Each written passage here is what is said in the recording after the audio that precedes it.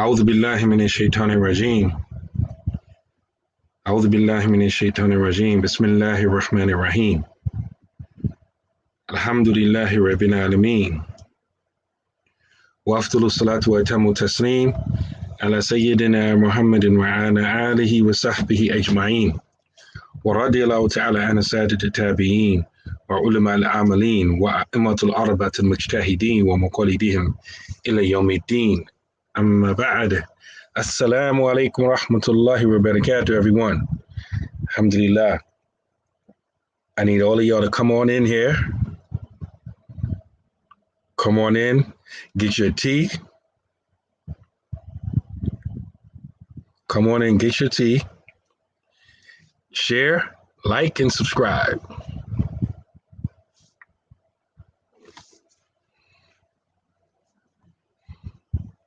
Come on in, please. Let everyone know that you're here, that we're here. You know, a lot of times notifications don't go out as quick as we would like them to. So if you share, let everyone know that we're here. This is not a scheduled program. Imam Amin just announced it about an hour ago, if that.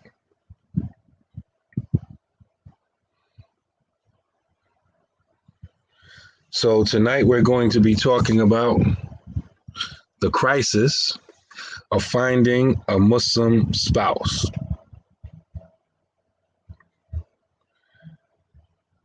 Let's get these numbers up, please. Share, share, share. Get your tea. I'm waiting for my tea right now, Samira. Waiting for my tea. If you got popcorn, get some extra butter.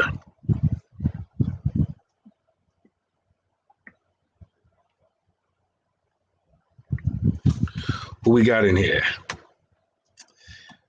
Khadija, first on deck. Allahu Akbar. Wa alaikum salam rahmatullahi wa barakatuh. My opening comments have to do a lot with you, Khadija. Rosalinda, wa alaikum salam rahmatullahi wa barakatuh. Samia, Jihad, Nabil, Araqiya, Farouk, Dana, Jamila, Seeker's Journey, Samira, Hassan Ali, Fatima, Danae, all of y'all. Wa alaikum salam wa rahmatullahi wa barakatuh. You know, first of all, you know, the Prophet sallallahu alaihi wasallam, even before that, Allah subhanahu wa ta'ala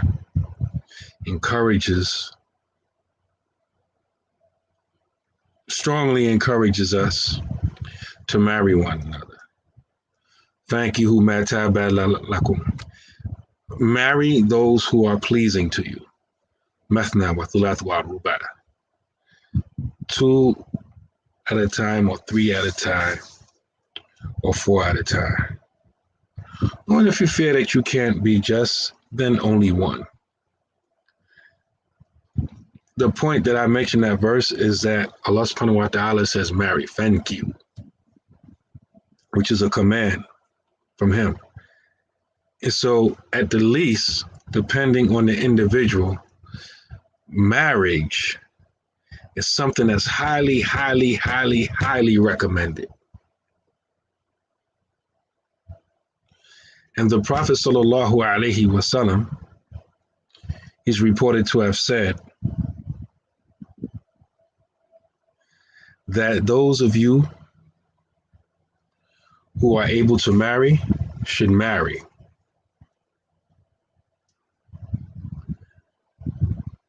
And he said, marriage is from my sunnah. And whoever, man raghiba an sunnati falaysa minni, whoever has opposition or has a problem with my sunnah is not from me. So marriage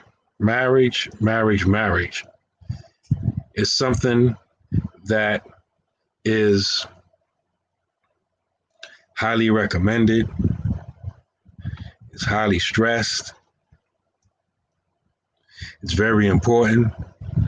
You know, even my wife and I have named a show after a portion of a hadith of the Prophet sallallahu alaihi wasallam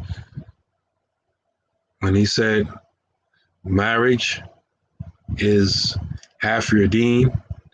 Whoever has found a beautiful wife, let him marry, because marriage is half your deen, and let him fear Allah for the other half, or for what remains of it." Marriage is extremely important. And a lot of times we get married for the sake of marriage, but sometimes it's hard to find someone to marry. You know, I was thinking, see if I missed anybody. May Allah strengthen you and your family. Amin, Amin. Wa alaikum salam wa rahmatullahi wa barakatuh, my sister Safiya. Abdurrahman. Wa alaikum salam, Aisha. SubhanAllah. Abu Muhammad, he says, the Wahhabis say the origin of marriage is polygyny because the ayat mentions 2, 3, or 4 first, then 1. Is there validity to it? I wouldn't say like origin, but the point that I understand what you're trying to say. And yes, that is true. In fact, you know, polygyny is, a lot of people think that when the Sharia came, meaning the final Sharia, the Sharia of Prophet Muhammad sallallahu alaihi wasallam, many people think that when the ayah that I just mentioned in Surah Nisa was revealed, a lot of people have the misunderstanding that when that verse was revealed, that the floodgates were open and everyone was permitted to marry more than one wife. And actually, it's really the opposite. Before Prophet Muhammad sallallahu alaihi wasallam, there was no limit on the number of wives a man could marry. And we know this, you know, with even if you know basic history of the prophets, Qasas al-Anbiya, we know Suleiman had a whole bunch of wives, and narrations vary on how many he had, 70, so had a whole bunch of wives. And so a lot of times we don't think about that. So when you look at that verse in the commentary, the tafsir of that verse, you find that when this verse came down, Sahaba were forced to divorce some of their wives because they already had more than 4. And they had to divorce some of their wives in order to be compliant with this verse. So contrary to what a lot of people think, that Islam, the Quran, and the Sunnah opened the floodgates for polygyny, it actually closed them a little. It didn't open them, right? So I was just mentioning or commenting on what Abu Muhammad said. And there are also narrations to support that. There are narrations that allude to the fact, and one of them is mentioned in the Shifa of Qadiyat, that the best of us had the most wives, and a lot of times that is shukra. A lot of times that's interpreted differently, meaning you're better if you have more wives, or the best of us, meaning Prophet Muhammad sallallahu alaihi wasallam had the most wives. And yes, if you look at the tartib or the order of the verse, it says 2 and 3 and 4. Then, oh, okay, you can't be just, okay, then restrict yourself to 1.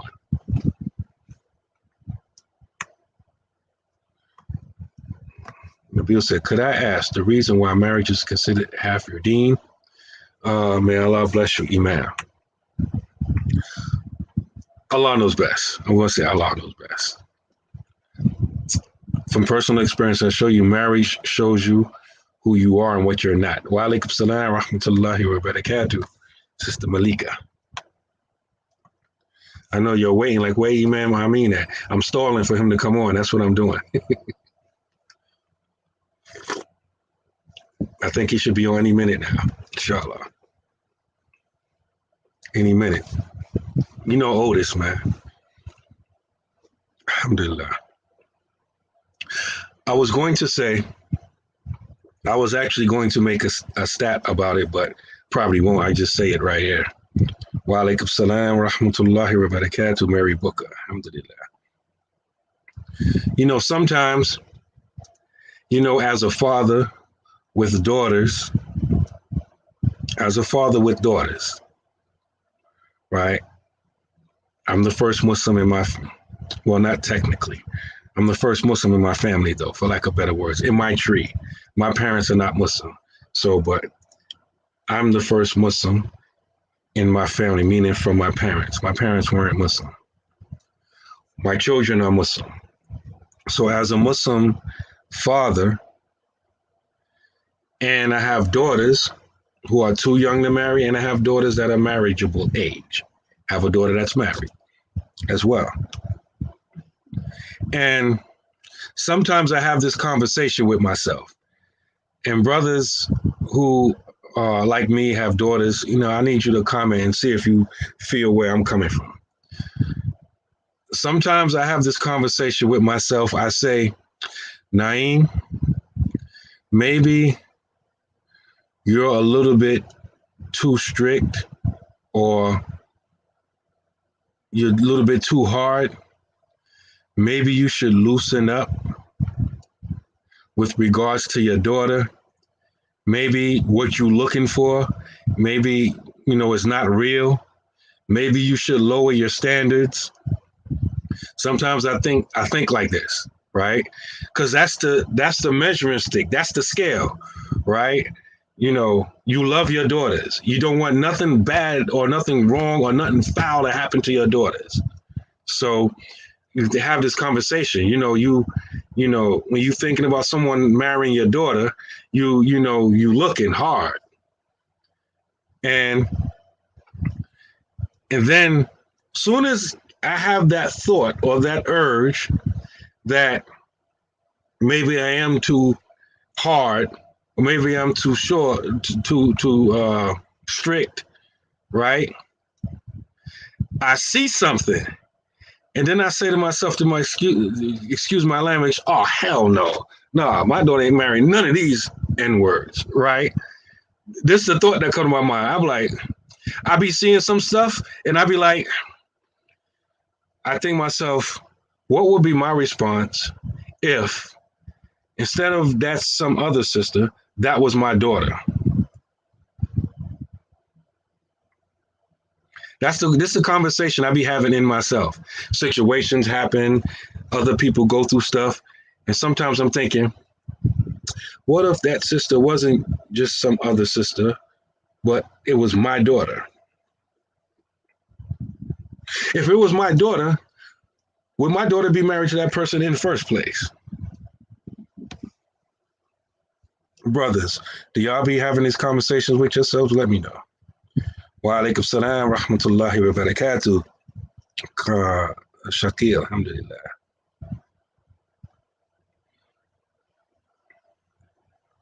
Khadija said, nah, don't loosen up. Don't nobody want to scrub. Alhamdulillah. I have a son of age, Dana saying, don't loosen up. Allahu Akbar. I want high standards for him, and I want everything for her because she's holding my future. It's all goody, man. May Allah help us attain what we know Allah wants for us. Generational blessings until the last breeze. Alhamdulillah. Allahu Akbar. Wa alaikum salam wa rahmatullahi wa barakatuh. Abdurrahim. What question? Almost missed it. Believe it, family. No, the question I was asking, I be having these conversations with myself, and it's reoccurring. Happens every now and then. Sometimes, you're looking for, and I have a lot of daughters, so I'm not only looking for like right now, I'm looking for in the future. I'm looking at these real young boys that's not old enough to marry. I'm looking at everybody, family situations and everything. And so I'm looking and I'm like, oh man, it's looking rough out here.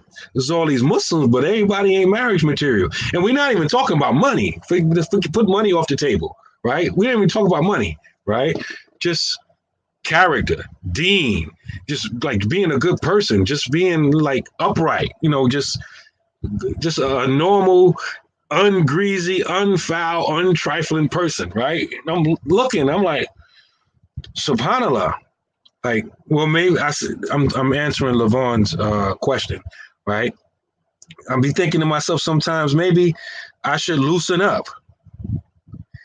And then when I think about it, when I'm having these reoccurring thoughts, sometimes right when I'm having that thought, I see something. Somebody goes through something, or I see some people go through some stuff, and the thought comes to my mind like, if I was to lower my standards, this is the type of people that my daughter would be marrying. Then I'm like, no, I can't go. I can't go there. No, it's just unacceptable. It's just unacceptable. And so I was asking, really all of y'all, but I asked the brothers, do y'all have these same type of thoughts? Because it's rough.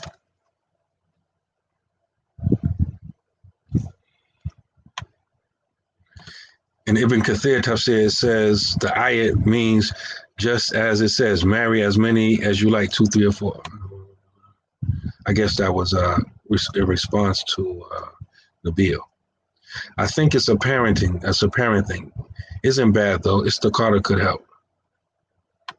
And I'm not necessarily talking about individual people approaching, just when you look generally what's out there. It's like we looking at a whole bunch of rocks. And we trying to find the diamond and the gold, and because you want the best in your family. Because we all sitting here, all of us are sitting here, and this is really kind of like what we're going to talk about when Imam Amin comes on. But we all sitting here, we all saying the same thing. We all saying, alhamdulillah, assalamu alaikum, we all good people, Jahid to Shahid, 3, 4, 5 family, Shehu family. We all saying the same slogans, but all of us ain't on the same page.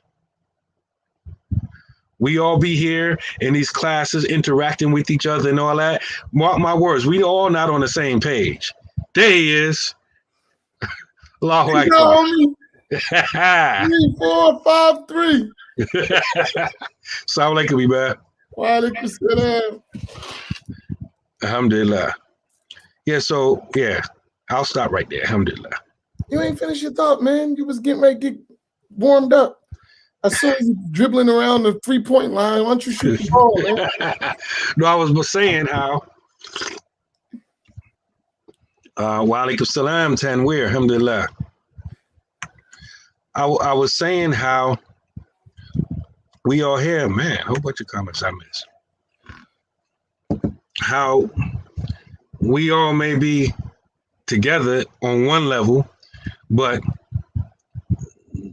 we ain't operating on the same page. We ain't on the same wavelength. We're not on the same wavelength. There's a lot of us, sisters and brothers. Samira said parasites in the audience. Yeah. We all here, some of us married, some of us single, some of us looking, and there's nothing wrong looking for a husband or looking for a wife, but a lot of us, we're not operating on the same level. There's a lot of, I was telling the Imam, earlier, like, I'm from Queens, New York, and back when I was growing up, there was a big drug crew. Probably a lot of y'all heard of it because a lot of famous rappers then mentioned it and stuff like that. But the Supreme Team. Now, I wasn't really from the part of town where the Supreme Team was known for, South Side or South Jamaica, Queens. I'm from Hollis, right? But I remember growing up, and by the time I was getting a little older, really the Supreme Team was kind of like getting weak. But they was like larger than life on the streets.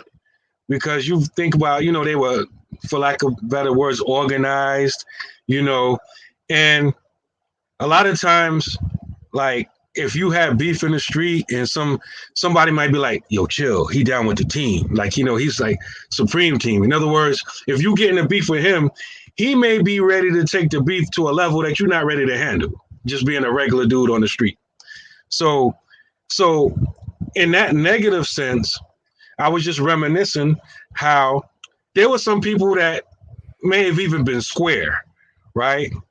But maybe carried themselves a certain way or lived in a certain neighborhood or had a certain friend. So they benefited from being loosely affiliated with the Supreme Team. Like nobody would mess with them because, you know, oh, he might be with Supreme Team. We don't want that kind of problem. So, you might let him get a pass, even though he may have not really been with the Supreme Team. Probably didn't even sell drugs, right? And so there were a lot of people like that. They just benefited by the affiliation, even if they weren't affiliated. And likewise, we find it's the same thing, same type of thing that goes on now here with us. There's people, for example, they hear every one of Imam Amin's classes, post-Fajr reflections, scattered thoughts.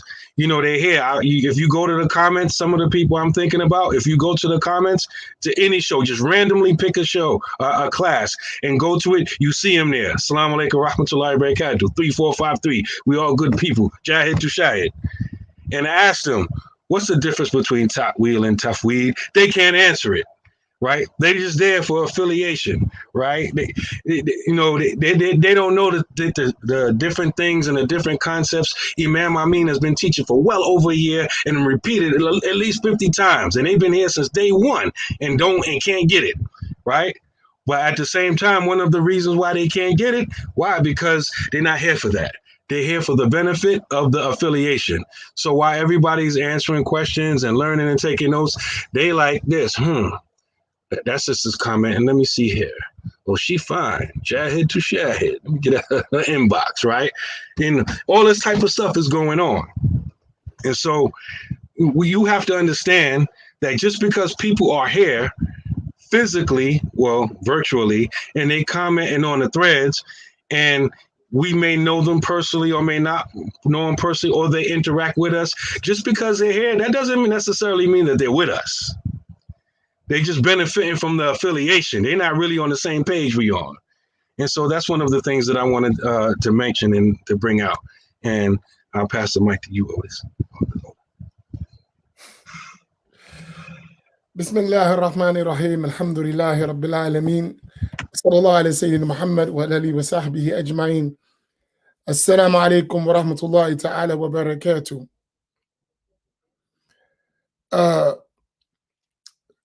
Thank you for holding down the platform and dribbling around the three-point line instead of shooting.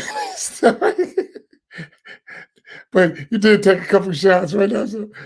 But it's kind of late for me, so I got to go straight to the point, right? And it's towards what Imam and Naeem said. As Imams, we go through a lot.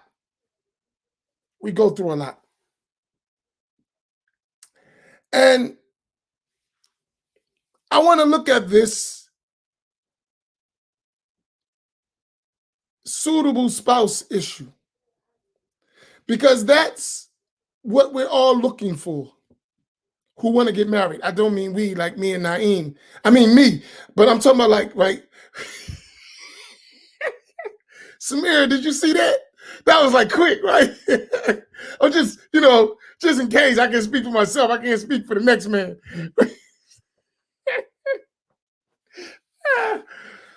No.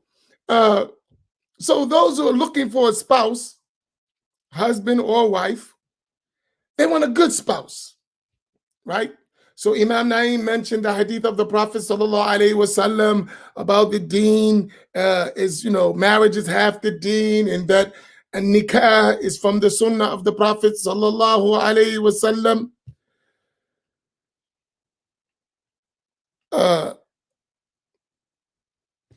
These are all things well known. We all know them. But the question is,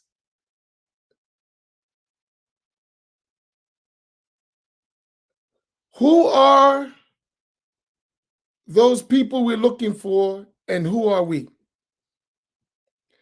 And this is really important. One of the things I like us to get to as Muslims is we have to be real with ourselves, right? Many of our problems that we have in searching for a husband or a wife is that we're fake in our pursuit. We're fake in who we really are. I said we. I didn't say you. We, oftentimes, too many of us, so we're speaking of too many people, even if there's always exceptions. We're fake.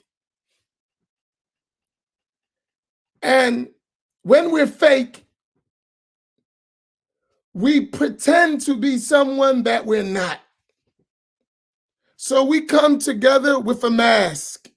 We come to the sessions, we come online, we have a mask, right? And that mask is whatever we need it to be to fulfill our desires. So whatever mask I need, if I need to say a few Arabic terms, then that'll be my mask. If I need to wear certain clothes, that'll be my mask. If I need to be in certain circles, that's my mask. But who I really am, as Imam Naim put it, some of us are just grimy, down low, no good. And as imams, we can't necessarily say that like that because it's just not befitting. But it doesn't mean we don't see it, right? So I always say to my family all the time, listen, I can't be like that. I see stuff, but I can't do it like that, right? But when I deal with individuals, I don't beat around the bush, period. Which is why my marriage performances are very low. My numbers are low. People run from me. We go somewhere else. We go to another masjid. That guy, you'll never get married messing with Imam Amin. No, you'll never get married with a mask on messing with Imam Amin. You can get married, but you're going to take that mask off. That's what you're going to do, right? You're going to take off that mask. So if you want to be you, you can get married easily. But if you want to pretend to be someone who you're not, nah, I'm going to reveal that mask. Right? And why do I say that? Because I used to wear a mask. I used to wear a mask. Imam Naim used to wear a mask.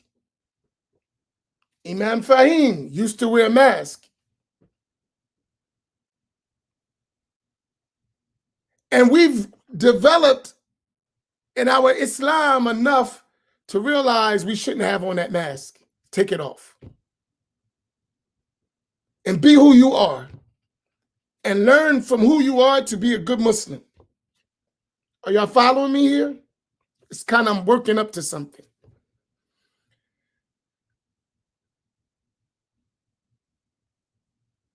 So when we do that, we all come with these masks. And a nice way to say it, you bring your naib to the wedding, to the sit down. You know naib, right? You bring your representative. It's not you. It's who you want to be or who you think you want to be. But who you are is totally different. So part of the mask is I'm at the class, I'm on the internet. Assalamu alaikum, mashallah, la ilaha illallah, subhanallah, deep. And then when the class is over, I'm in the inbox. Yo, what's up, sis? Yo, what's up, bro? Whoa, what happened to that guy that was in class or that girl that was in class? Now you went out of class and you in the inbox of somebody talking totally different.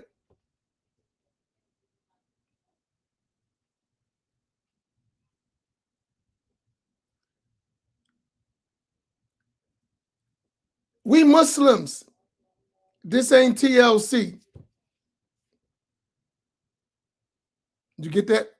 Get that, Naeem? Did y'all follow that? We Muslims, and this ain't TLC. Or we're not TLC.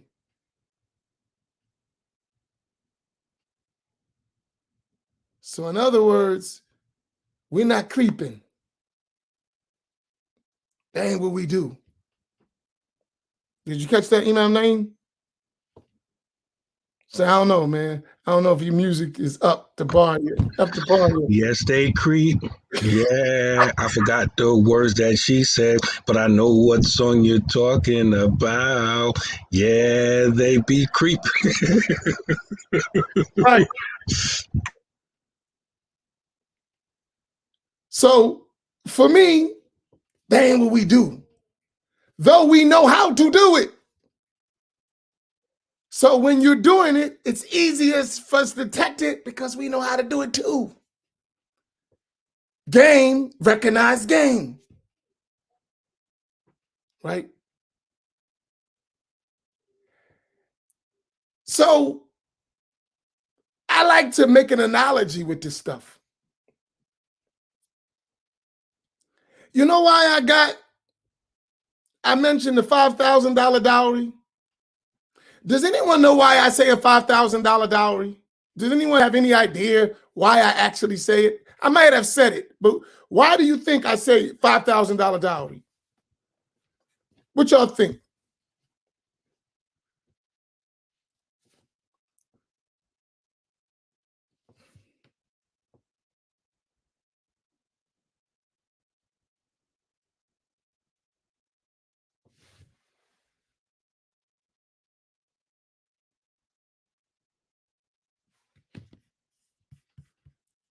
Huh? Yep, y'all got it. I'm weeding out the people who's full of crap. That's a better way to say it. Right? I know we can say nice, but we black. We can be real with each other. Right? I know the guy talking about I want to marry. No, in my Imam Naeem voice, you want to smash. You don't want to marry. There's a difference. You don't want to marry, you want to smash. That's Imam Naeem's word. I just borrowed it. Right? I learned that word in Philadelphia. Oh, okay. Right. So that's real. And you know it, and I know it. But that's not for men only. That's for women, unfortunately, who think like that. I don't need a husband. I just need somebody to smash. That's a woman thinking like that. Well, iyadhu billah. But it's real. Now we act like that ain't no. Astaghfirullah. That's the mask saying astaghfirullah. Reality was saying, damn, he caught me. Right? That's what's really happening.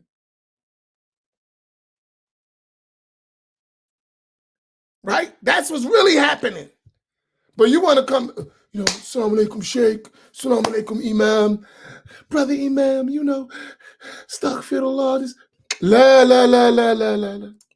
You know what you was doing. You was down. You was down.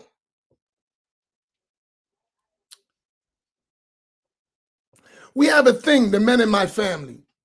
We tell my brothers, we talk to this young ladies, and when they were in college, and I have a daughter in college, said, don't ever call me talking about some guy did something to you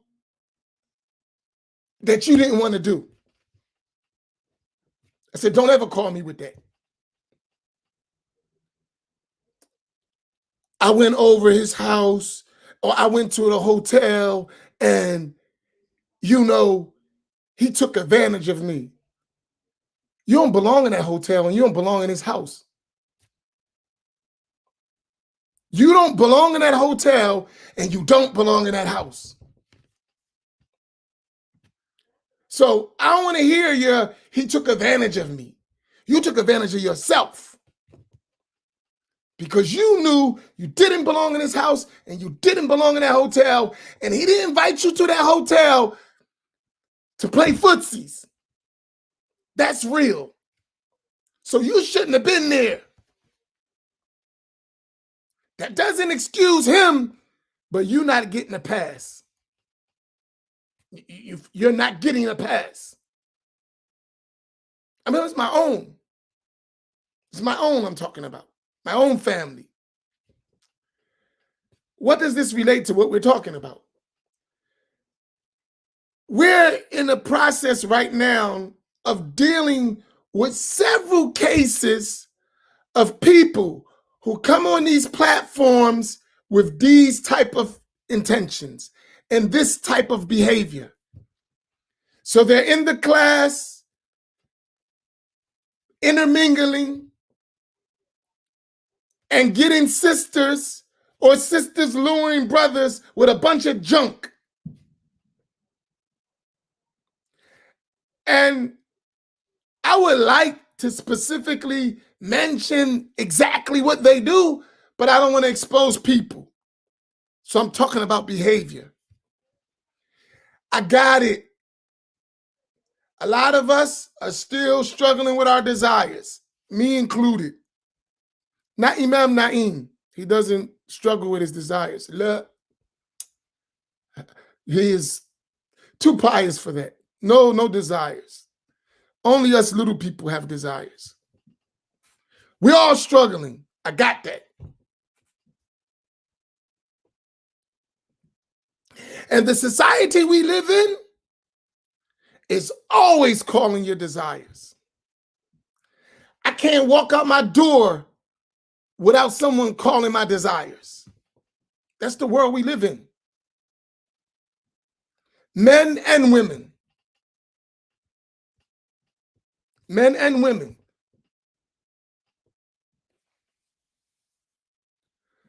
But we Muslims, and we got to try to overcome our desires. So I got the desire part. I'm not ever going to censor you for having desires. We got desires. Right?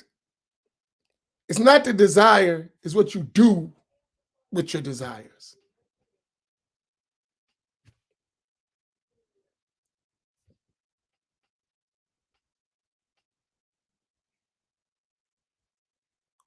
So when I say this, we say a lot of things. We said the $5,000 dowry. We said when you get married, you want to get married, make sure the imams is involved. Because that's going to protect you from putting yourself in a dangerous situation.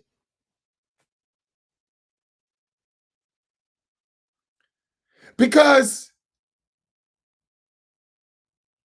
you're playing with dogs, you're going to get fleas. That's how it works. You play with dogs, if they got fleas, you're going to get it too.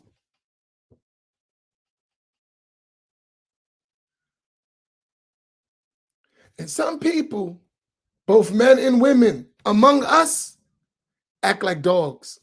Seriously. Dogs in heat. You ever see a dog in heat? They know no boundaries. They know no boundaries, none whatsoever. The dog is in heat.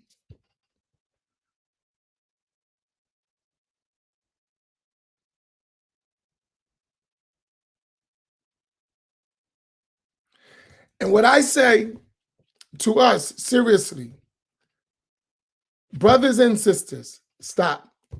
We don't want to be attributed with that. Because this is how it works. Y'all doing your own thing, but y'all met on these platforms, right? Y'all met on Half Your Dean show. That's where y'all did the backdoor hookup, right?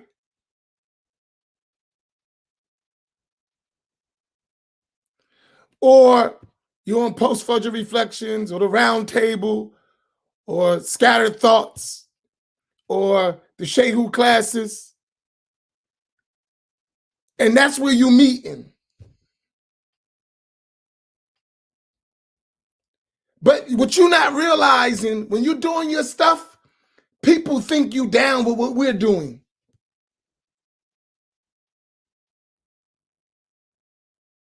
They think that you're down with what we're doing.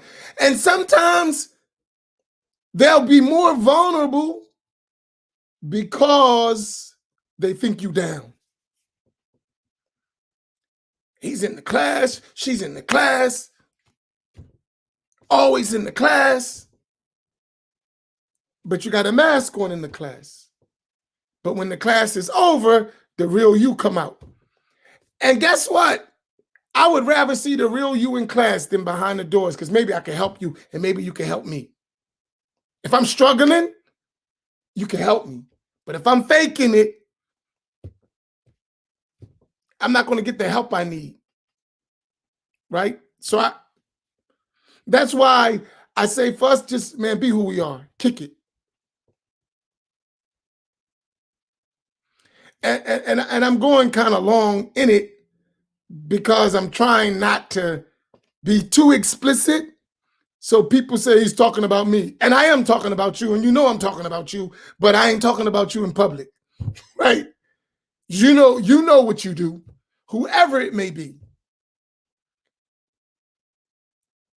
And there's some things they make you want to cry that we do. Some of the stuff we're doing make you want to cry.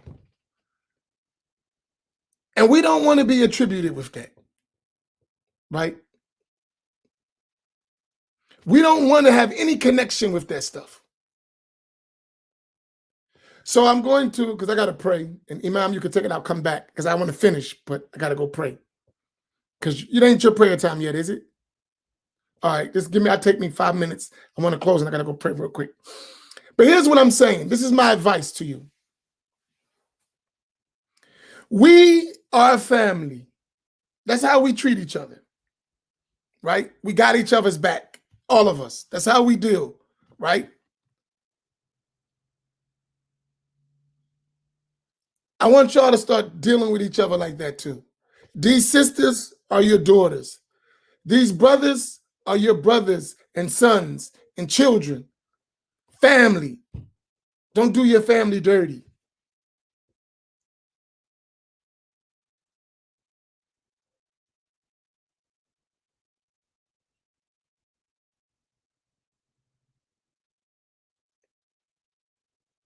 And here's my point. Sisters, I'm talking to you specifically. Stop letting these jokers run games on you because you desperate. You thirsty. And I hate to say it like that, but we got to be real.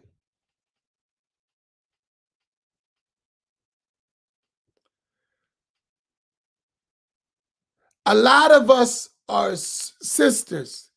Too many of you are too thirsty. And it shows. It's written all over your posts. It's written all over your Facebook. It's written all over your mask.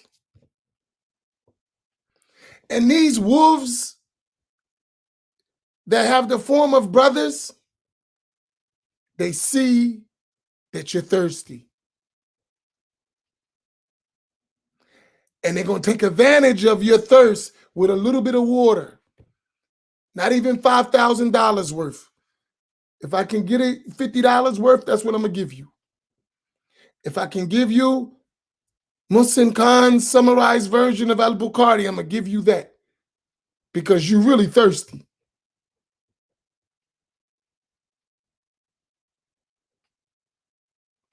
And I'm speaking in terms that we understand. I'm speaking in real terms that we understand. I do the Imam stuff and the Sheikh stuff all the time. You've heard me, right? Now I'm talking to you as a father, as a brother, as a concerned uncle. I'm talking to you, and we don't got no mask on. Stop being so thirsty. Honor yourself.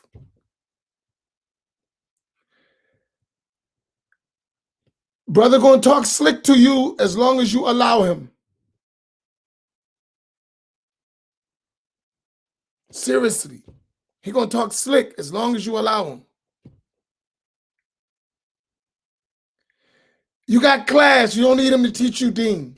That's why we do it. You got live classes. Why he's teaching you deen in the private? For what? He ain't the sheikh. Why he go teach on the platform himself if he's such a good teacher? Why he got to teach you privately? Why? And you know he ain't the teacher. He don't even answer questions in class.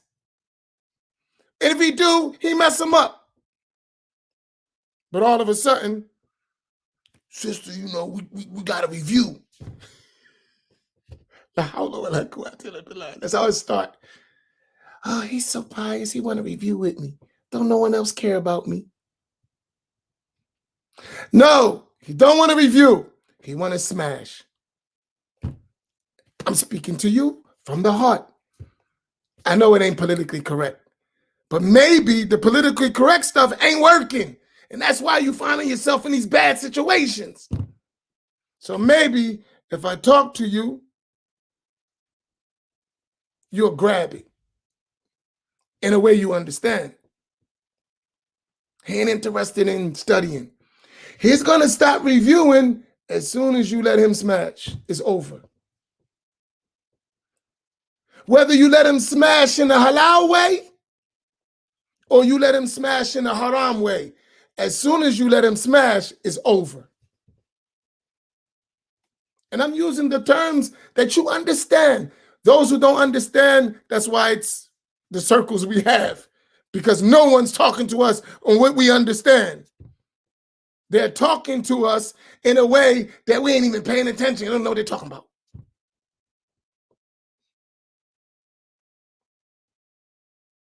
So then you're going to come and say, I didn't know he was like that. Yes, you did. Didn't you hear the Imam say, make him go through the Imam? Why did you listen to him tell you, we grown, we don't need nobody to tell us what to do? You heard that, Imam Naeem? We're grown, we don't need nobody to tell us what to do. I hear that all the time. Somebody's going to come up with a t-shirt with that on. So I'm saying to you, I'm going to let Imam take it over because I got to pray. And I'll come back. But that's my hardcore reality. Because I want you to be successful. And if you keep playing with that mask, you're going to fail and fall flat on your face. And then when you fall flat on your face, instead of taking responsibility for your own recklessness, you're going to say, oh, those imams, they got these brothers doing. No, the imams don't got them brothers doing nothing. You got them doing something. Because they would be weeded out in a second if the imams could rely on you to be sincere yourself.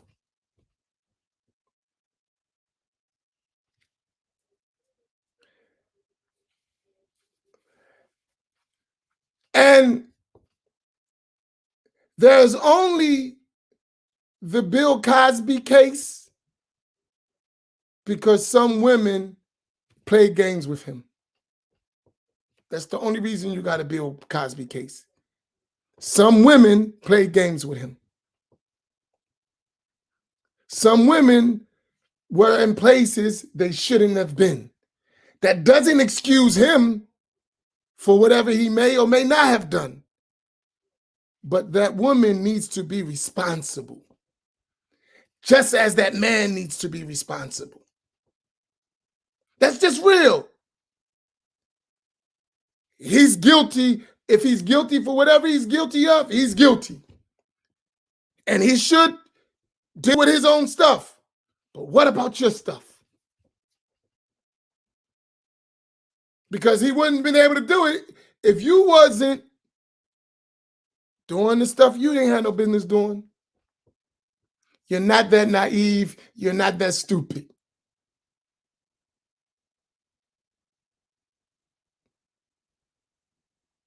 You're not that naive, and you're not that stupid.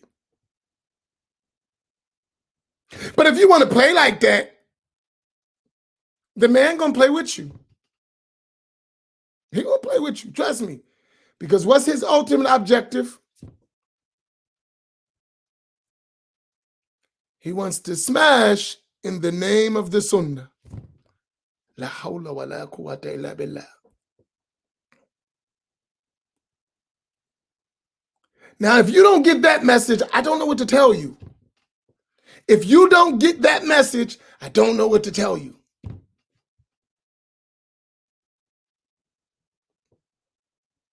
I'm trying to protect you. I'm trying to protect us. But sometimes we just don't get it. So somebody got to tell us. And may Allah help us. But please, do me a favor.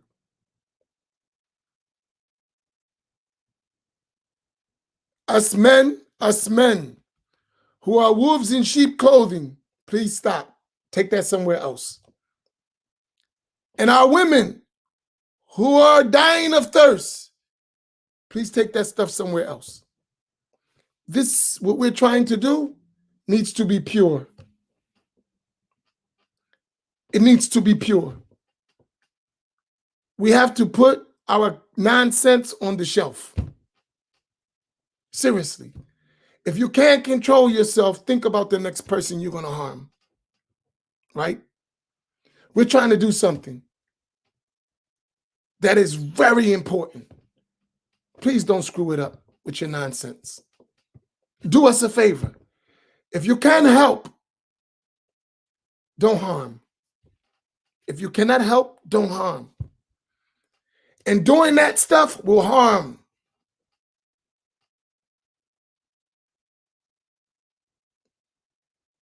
Doing that will harm.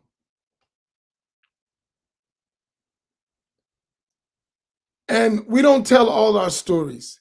It's some foul stuff that be going on. We do foul stuff.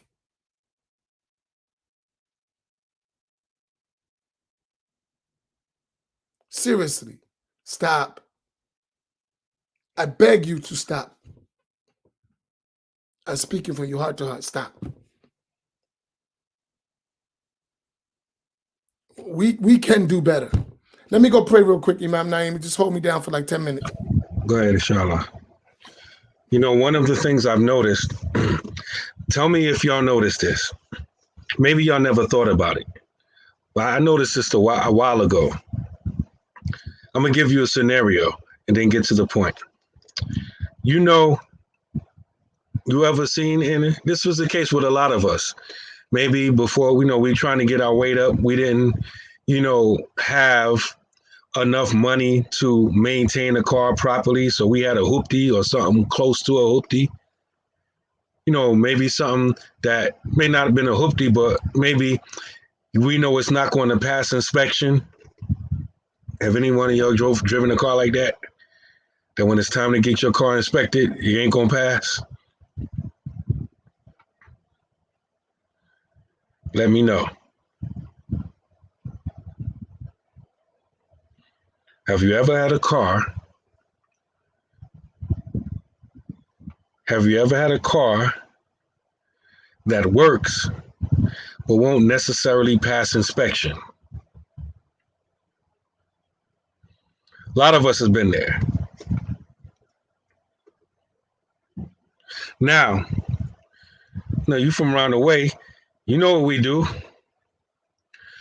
Go to the, thing and then do this and then you get your inspection. You know what I mean? I don't need to be explicit. Y'all know what I'm talking about, right? Car won't pass inspection, but somehow you get an inspection sticker.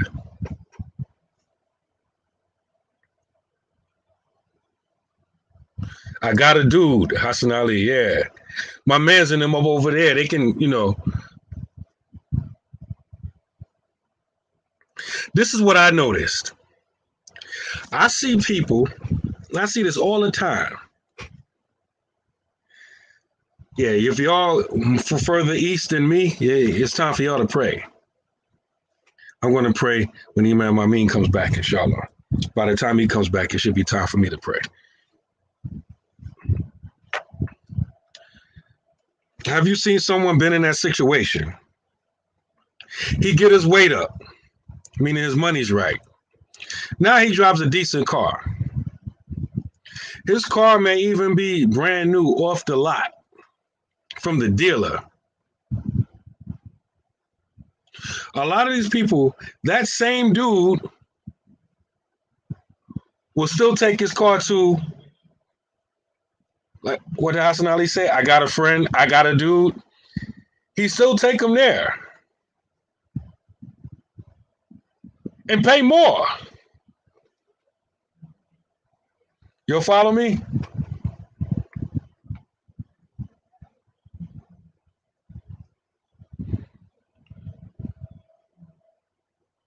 There's no reason for him to go the back way.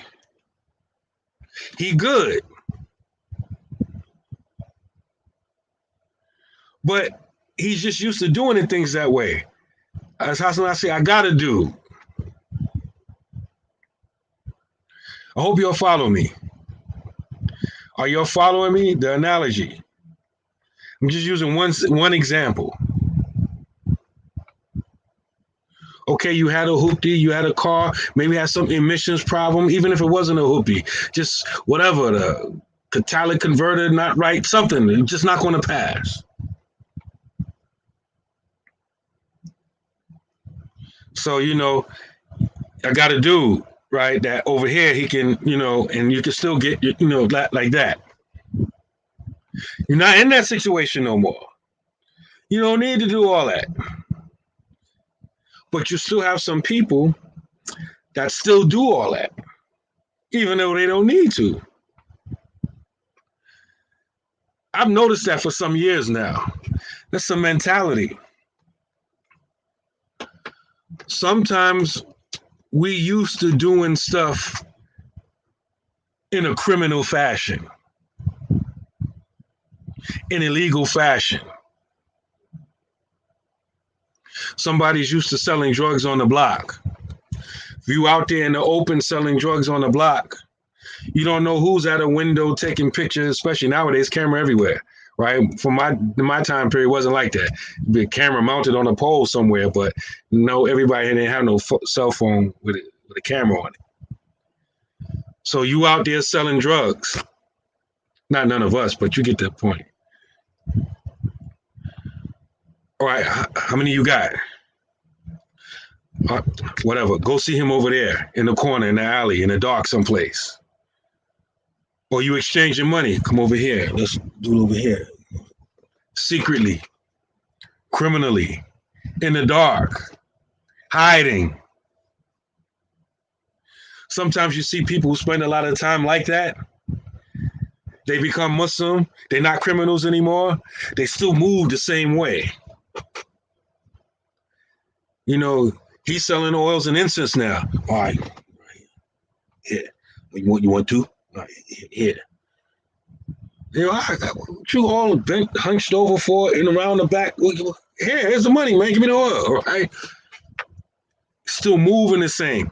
The mentality is still the same.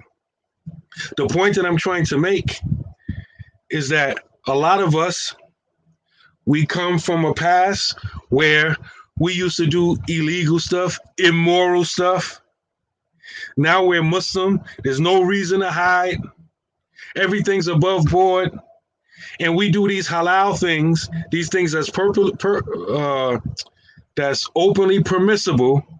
but we still do it like we're criminals, like we're immoral, we're doing something wrong. And I see this happen a lot, even in marriage. Yeah, I'm getting married to sister. What's this name? Huh? What? Why are you acting all creepy about it for, man? Right? Oh, this is, I'm about, even brothers start mumbling. Yeah, alhamdulillah, I'm about to be, what? About to get married. Why don't you just say it? Why are you mumbling? Right? No, I'm saying I'm about to get married. Yeah, all right, just say it. What's the big secret? Who you marrying? The sister over there. What?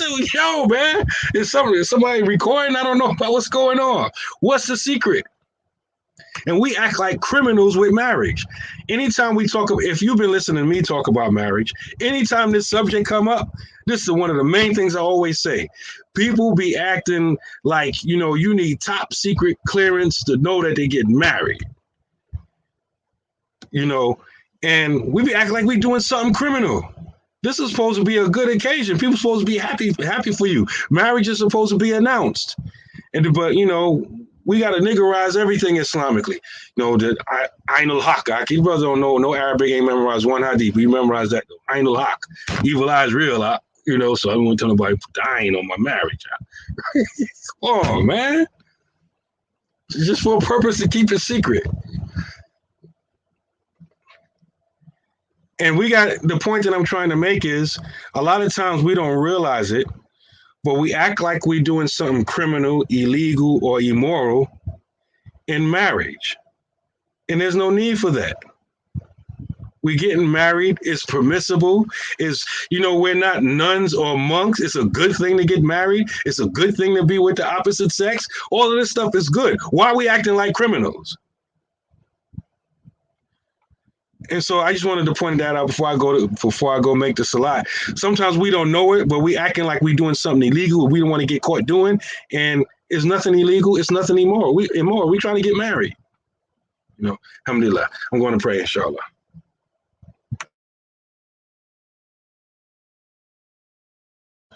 You muted. That's because I really don't got nothing to say. I wanted to answer a question. I'm trying to find it. It said, can you distinguish between hiding sins and wearing a mask?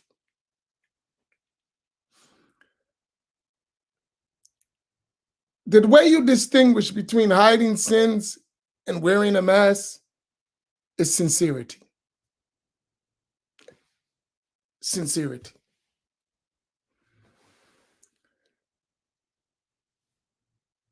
I don't got to be fake to cover my sins. No one is interested or should be interested in your sins.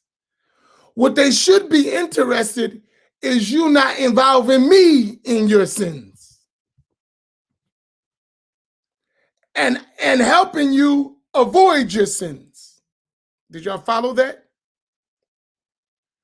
No one should be interested in your sins. What they should be interested is not allowing you to involve them in your sins and to help you stop sinning. That's their concern. Did y'all follow me on that? So,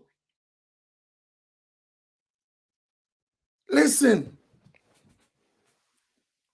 I got to keep it real with you.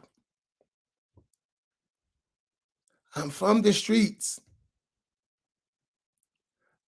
I know what we do. I wasn't born in the Kaaba. I was born in the projects. Do you understand what I mean? I know us. I know us. I didn't say you. I know us. I know us very well. We're not hiding our sins. We're full of it. We're full of it. And we're predators. Some of us men and some of us women are predators. And we got that stuff from Jahiliyyah. Honestly, we got it. We came up in this type of stuff. But we can't keep it in our Islam. Even if we bring it, we got to recognize it and we got to shed it.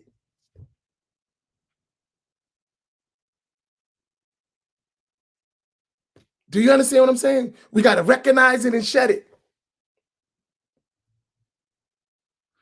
And the older I get,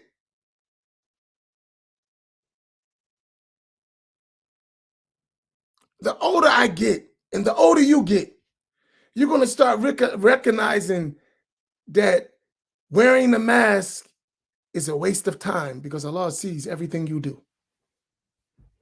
Right? The older you get, you're going to come to a point, inshallah, if you got wise and you get wise with your age, that wearing a mask is of no benefit because Allah sees everything you do.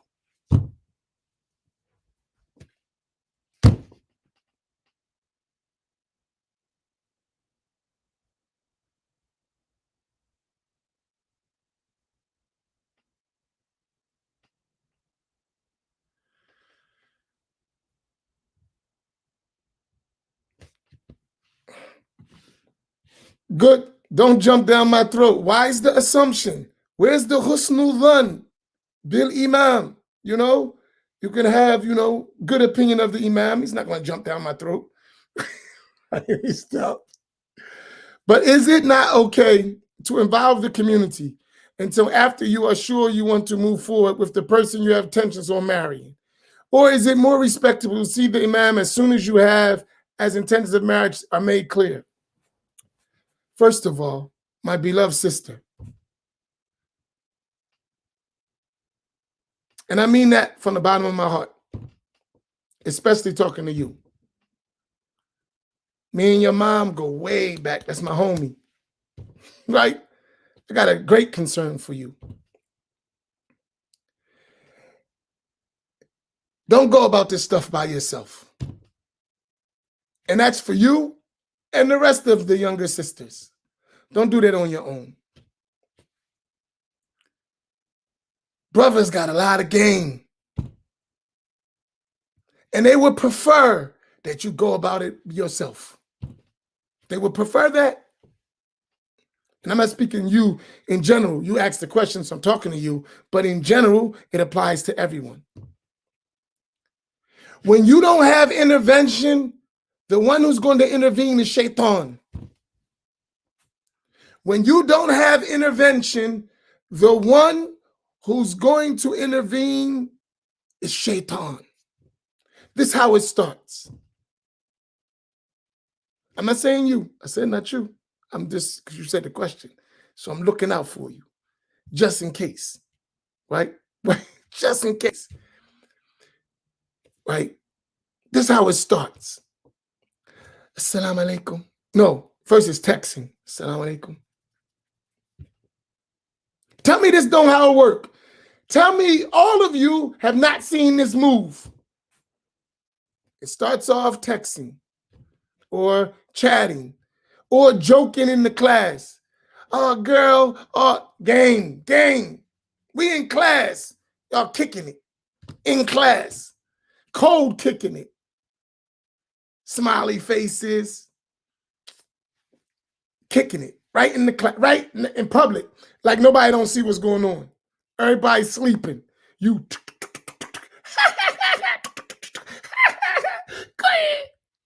That's how it starts. And the wolf and the thirsty woman and shaitan is throwing gasoline on that joint. You know she's feeling you.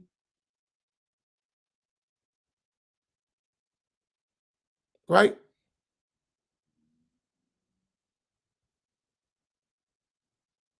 Right? You know she feeling you, Ak. Sis, he's the one. I'm telling you. Look at me at class every day. He ain't telling you. This dude ain't even paying attention. He's busy cracking jokes with you. He's not even paying attention. Shaitan, he's in class. And see, look, he a good brother. That's how it starts.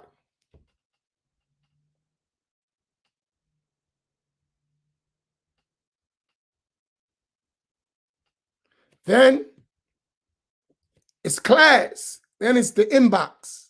Sometimes from the women to the man, sometimes the man to the woman.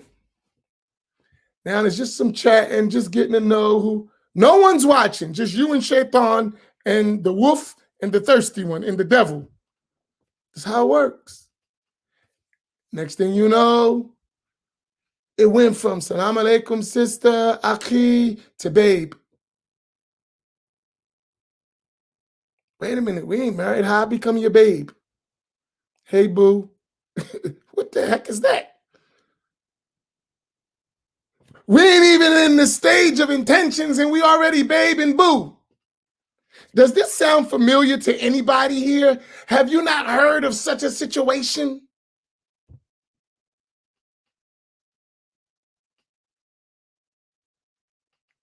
I ain't saying it's you. Have you ever heard of such a scenario? Think about it. Have you not? I'm asking a question. We're going to keep it 100 or keep it being. Have we not seen this? Or even if it ain't us, have we not heard or seen such behavior? Or are we all sleeping? It's real. We have seen it. It's true.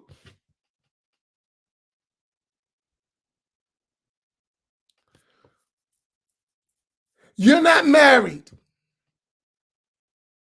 And no one has ever seen no inappropriate stuff. Hassan, stop it, bro. You're living in a black community. There ain't nowhere in the heck you ain't heard this stuff. Knock it off. See, that's what I'm talking about. Now, I ain't telling him to stop.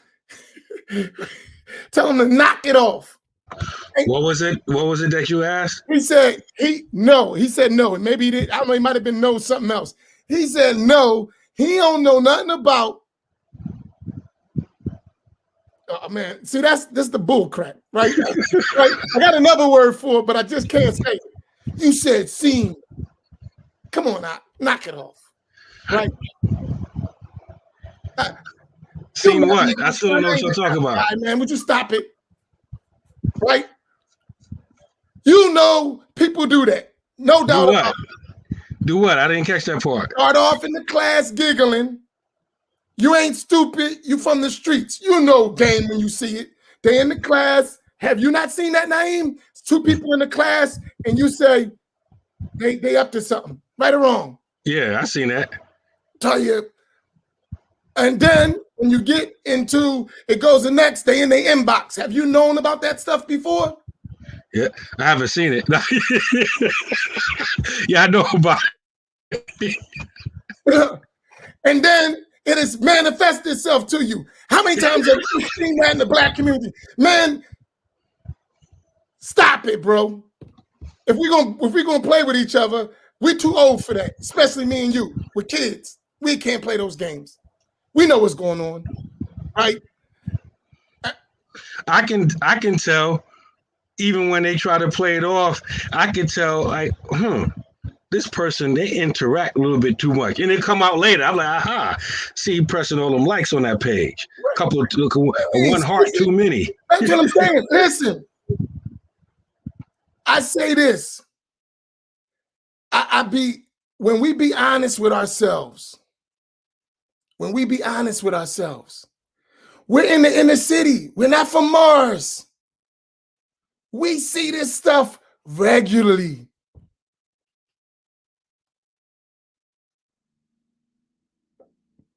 We see it regularly. It's not something new. But we'll play like that don't exist. Stove gotta have a good opinion of people, Hawk. I do. I got a great opinion of you. But also not stupid. I'm watching. I got a good opinion. And my good opinion, I'm messing with you, Hassan. I know you ain't telling the truth. You're doing what they call Toria. You know, is he here? Well, he's not here, meaning he's not standing right here. He's right behind you, though, right? So I ain't lied, but, he's not right here, like. So I just said he ain't here. What I really meant, he not standing next to me, but he's right in the room, So really, like, technically they ain't married, but they have intentions on one another. So sort of they're going to get married. So therefore, they could just, they could go to the movies together. Why not, bro? They can't get married. This is America, brother. Right? Come on, man. Knock it off.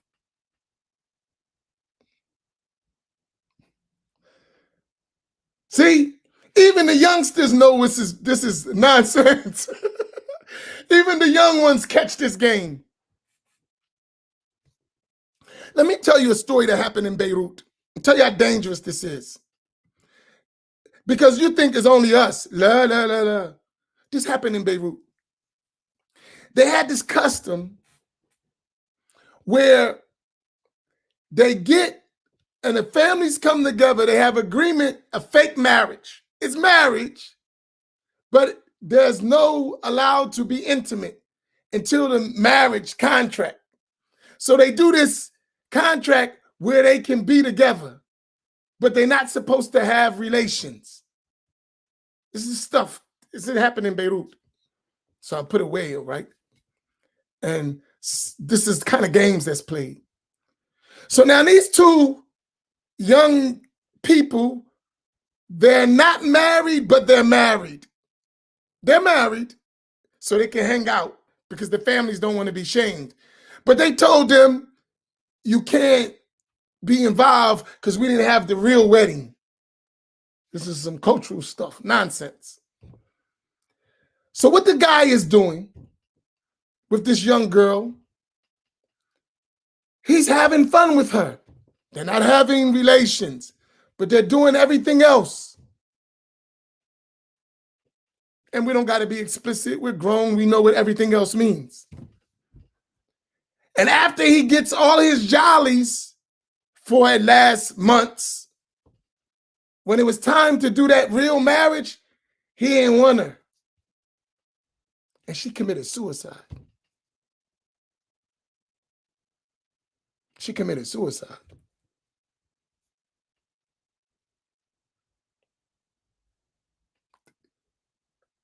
And I remember my sheikh, when he was narrating this story, it was the first time I heard him curse. He was so PO'd. He cursed. I was like, whoa.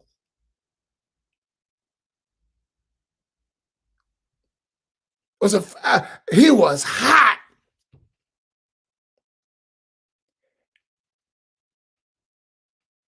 He was high. He was smoking. And I was like, and I'm telling you, he wanted to cry. He was like, we should stop this stuff. This bad behavior.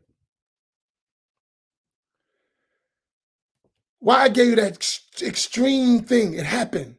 Extreme, right?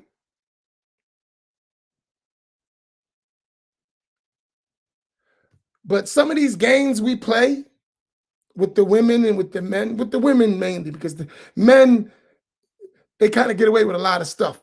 And the women, they get hurt. Bad, damaged. While you playing those games, we be ripping them women apart. And they never be normal again sometimes after our damage. And when we do it, we just doing what we do. But really, bro, you destroying. Some of them women never gonna get themselves together. Never. They damaged for good. And then what you gotta understand something is that a lot of these women, which we don't discuss, because we're too righteous, we're too pious. We are Junaid al-Baghdadi and Rabi al-Adawiyya, al-Zamina. That's what we think, right? A lot of us got issues from kids. A lot of our women been through some stuff as young kids or teenagers, and they're already damaged. And some of them, not all of them, are so damaged that they don't know they're damaged. That's how damaged they are. And when you do that nonsense, you bring all that stuff back up. Some of them are just hurt. Some of them apostatize. Some of them commit kufr because of it.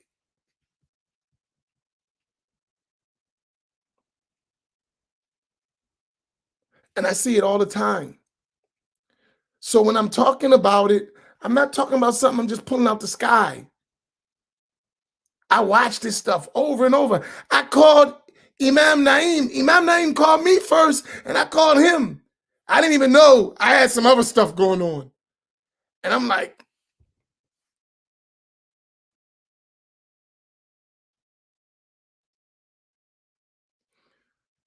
and I said to him, it's funny but sad. It's funny because it's so sad. I don't got no more tears. So I'm laughing out of just like, I can't believe this. Not funny. Sad.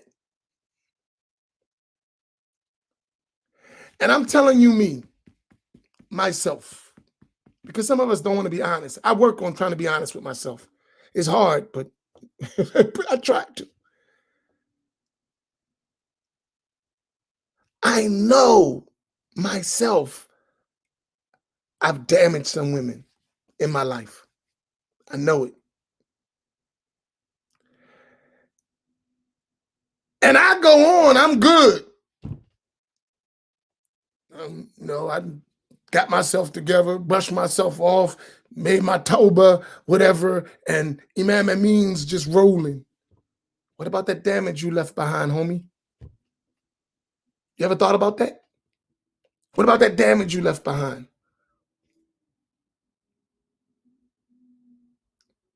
And if you can't fix it, at least don't keep doing it. Because sometimes you can't. It's done. But don't keep doing it. Don't be what they call a serial heartbreaker.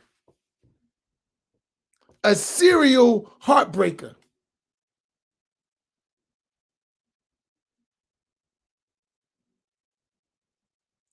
And at the end of the day, I had a talk with my sister yesterday, right? It's a little personal story. We was talking about men and women. And she was talking about women being strong and standing up to men. And I said to her, I said, no matter how strong a woman is, she's never going to stand up like you think to a real man. And that's not what she's supposed to do. I want to know how many sisters understood what I just said. Seriously, that's a question to our sisters. I'm going to repeat it, and I wonder how many of you caught what I just said.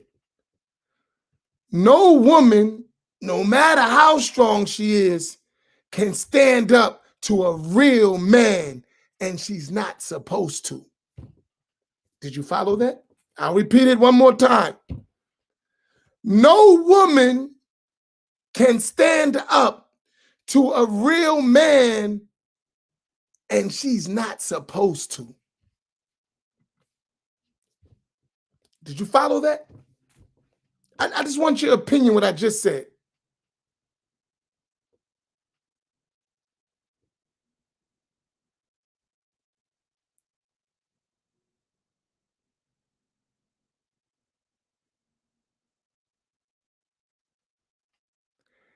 Because any woman who got to stand up to a man means she don't got nobody to protect her, which should be another real man.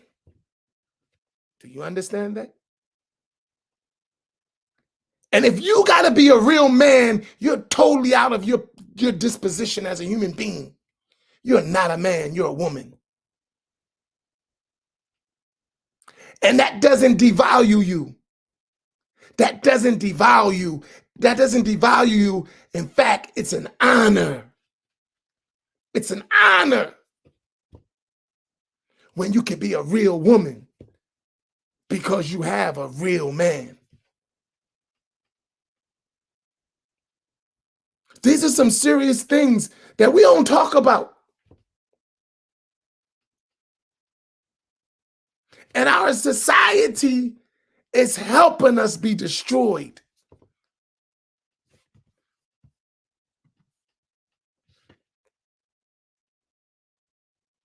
That doesn't devalue you. It doesn't put you down.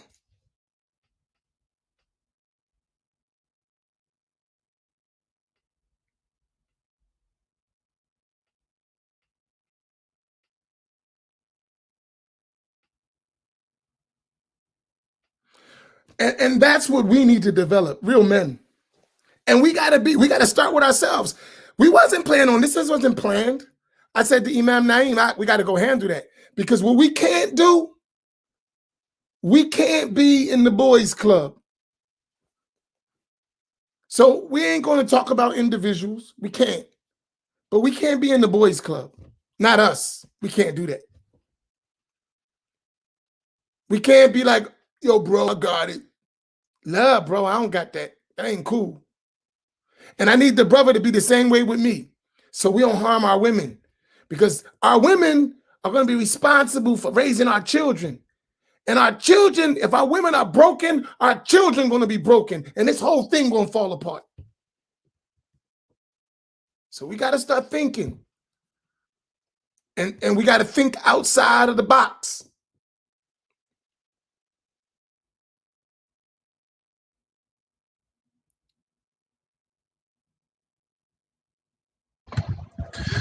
Imam, we also have, because, we're family here. We talking to our family. We have a friendship, a family, a working relationship with each other. But, we don't live in a bubble. And so all of us have connections with other people who may not be on the same page as us. And so a lot of times what's happening is, our family, we trying to get on the same page. We trying to, uphold these same standards. But a lot of people from amongst us, they be going, off brand and still dealing with people who basically, for lack of better words, not on code. Like when we talking about, when we get married, deal with the imams, be upfront with it. There's still some imams and communities, they'll take people that just come to them. They just, just like the cat done dragged them in. Oh, y'all need to get married? Bismillah, come on, right? There's people from amongst us doing that and do stuff like that. There's a whole lot of people outside of our family that's not on code. And our people deal with them when they can't get their nafs off the way they want to. It's like going back to the old, scenario or the parable I gave before, like with the drug dealing crew. The crew won't let you get down with them, so you go pay almost retail price for some other weak package from across town someplace. And so, again, it goes back to the nafs. People just trying to get what they want, but you don't realize, you bringing that stuff back to the family is going to hurt all of us. Even though, you went off, did your own thing with the other masjid over there and the other community over there, but you bring your dirt back over here with us. And it's, you family. So, we can't really treat you like a stranger and like really, do what we want to do to you, but you family, but you're not acting like family, and that's a problem. We got a lot of people in our family, they're family, but they don't act like family. And when they bring dirt back, it hurts the family. Imams, don't you think that half of the problem is due to the fact that our men don't like governance, so there's no real accountability? Exactly. And really, to be honest with you, governance, quote unquote, I agree with the statement. Like, gangs have governance. If you break the code of the gang, they whoop you behind. There's a repercussion behind it. With us, ain't no repercussions. And so that's why people do what they do. Like one of my old Imams. He was a chaplain in the prison. He, he was he was saying, I was a new shahada when he said this, rahimahullah, he passed. But the brother, he said, some people don't fear Allah, so you got to put the fear of Allah in them. In a sense, we not putting the fear of Allah in a lot of people. That's why we see what we see.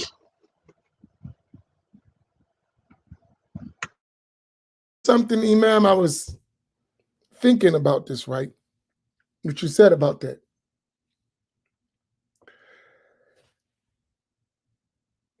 That's a part of learning too, right? Because when we have all this do-it-yourself Islam, no one knows what governance is, because I'm governance, Quran, Sunnah, as I think, right? So you got a guy, like, people come in the masjid. They be like, Imam, we want to get married. I said, I don't know you. I don't know you. Who are you? And who's the woman? And where are their parents? Where's their family? Who are you? Oh, I'm going down the street. Yeah, go down the street. Assalamu alaikum. Who does that? I need to get married. This ain't Las Vegas. This is a masjid. I mean, a whole lot of people do it, man. A whole lot. This ain't Las Vegas. You're not eloping. This is a masjid. And I think some of us are so ignorant that we think we're obligated to do that. Oh, they're going to fornicate. They're going to fornicate. So you're just going to do anything because you're afraid they're going to fornicate. Is that all to deen? Just the private parts? Is that all to marriage? Just the private parts? Last time I checked, from a book of fiqh, some people who need to fast not get married. It's written in the books of fiqh. Some people are not suitable for marriage. It's in the books of fiqh. You just don't marry anybody just because they want to have relations. That's not Islam.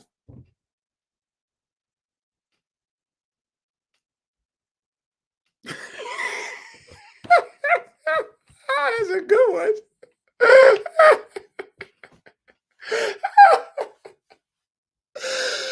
Oh, that's a good one. Did you see that, Imam Naeem? Yeah, I see that. That's a good one. No, serious. I think we need to think about that. Read a book of fiqh. You won't see that just marry anybody. Lad, there's rules. There's rules.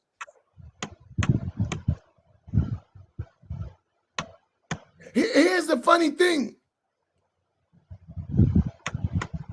This sister's coming and she actually has a real legitimate Islamic guardian. And you just bypassed him. That's his haq. You can't do that. Her dad don't want me to marry her. Shouldn't that tell you something? Shouldn't that tell you something? Something ain't right. Because a dad wants to see his daughter get married, normally.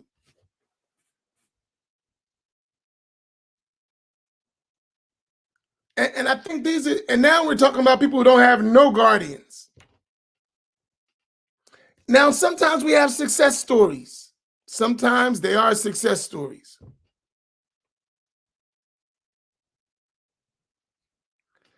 But more often there's a lot of failures, right? So we're trying to protect those failures. Sometimes it's success stories. Sometimes we do the hookup and it work.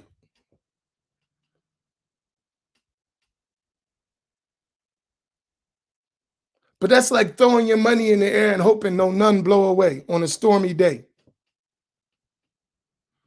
On a stormy day, like throwing your money up in the air and hoping it don't blow away.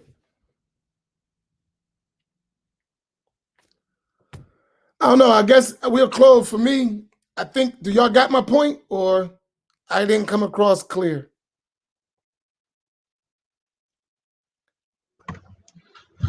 Just because a brother or a sister on here and they claim connection with us through these classes or physically in our masses, we don't condone everything they doing.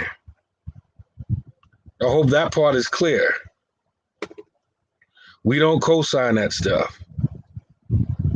And some of y'all talking, y'all listening now, y'all be having these conversations with each other. Y'all not married, y'all not intending on getting married, and y'all think nobody know about it. We talking to you. When I'm talking to the other one over there, we talking to you. Yeah, we just can't say your name, but you know yourself. And listen, I'm gonna be honest with you, right?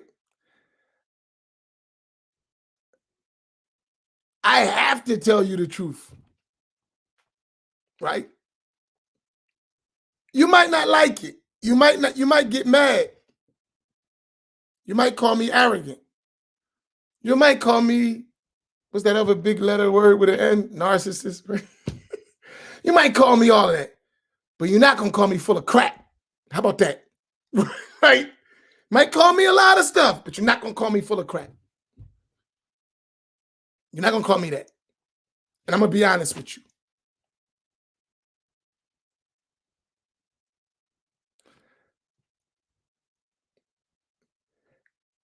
And some of us still think we players. Some of us think we still players.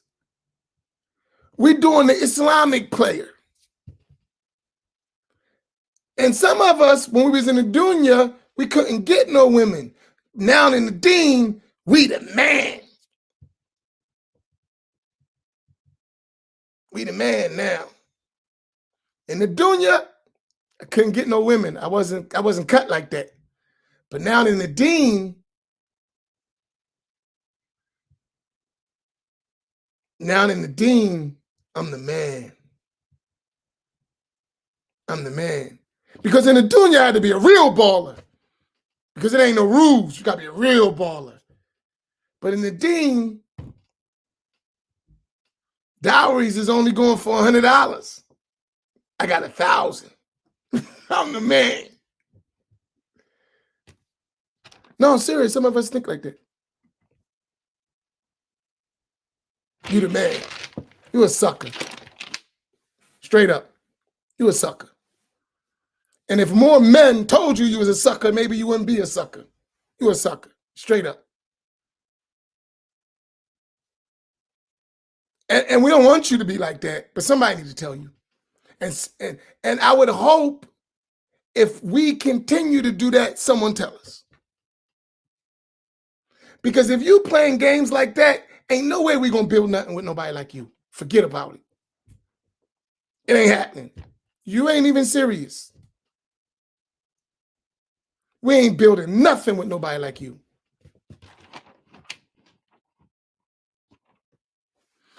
I remember one time Sheikh Waleed told me about a person. He never met the person. He just looked at him. He said, don't count on this guy. You're going to get nothing from him. Wallahi, to this day, he's correct. Nothing. He just looked at him. He said, you're never going to get nothing from him. Don't count on him. He just looked at him.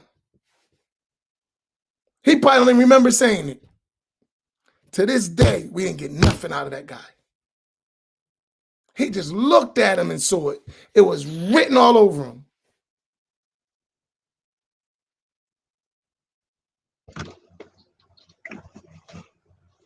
SubhanAllah, He did respond. What did I miss? Oh, she had a question. I'm sorry. Yeah, we respond to you too, sister. I thought I put it up. I'm sorry. Here, answer her question. Where she's at? The question was about qualified men in education. Go ahead. Sorry, sister, I think you're a sister, I don't know. Remain grateful to Allah. Is the crisis due to the lack of qualified men and women or education about the nikah? From the way I see it, I can only talk about my experience. You know how we have this phrase, we are good people. It's a lack of good people, man. That's why I be using that quality, because if it's a lack of education, you can teach someone. None of us were born knowledgeable of the Sharia. You could teach the basics. I think I can't speak for Imam Amin or his experience or what you all experience, but just a lot of people is just grimy. They don't want to do better. They want it to look like they're doing better without actually doing better. They're wolves in sheep's clothing. That's what I'm talking about. If somebody don't have money, you can give them a job. That'll solve the problem. If somebody don't have knowledge, you can get them in class and he can learn. That's not the problem. The problem is you got people who don't want that, but they're pretending to want that. And they're hurting people who are really sincere. That's why I always say that sometimes you need like a BS filter. And like you said earlier, that's what that $5,000 was. How they said you thought the hit dog hollered, right? It was a whole lot of hollering going on, a lot of hooping and hollering, right? Hey, I'm sorry. I'm laughing. But what is that? Have you ever seen a 70-year-old player? Believe me, it's not pretty. I was on a train in Philly. I never forget this, right? So I'm on the train with the L. I don't know where I was. What's the broad line? Yeah, that's the L. They call it the L. On Broad, the one that Broad Street. The one that run Market, the one that run Broad. Oh yeah, that's right. I forget. Yeah. I was on that line. Yeah. Right. So I get on the train, and there's this old dude. He's sitting, and there's a young sister, nice looking sister. This dude was, I don't know, he was 60, 70, he's old head, right? He says, "Damn, girl, you look more delicious than a Snicker."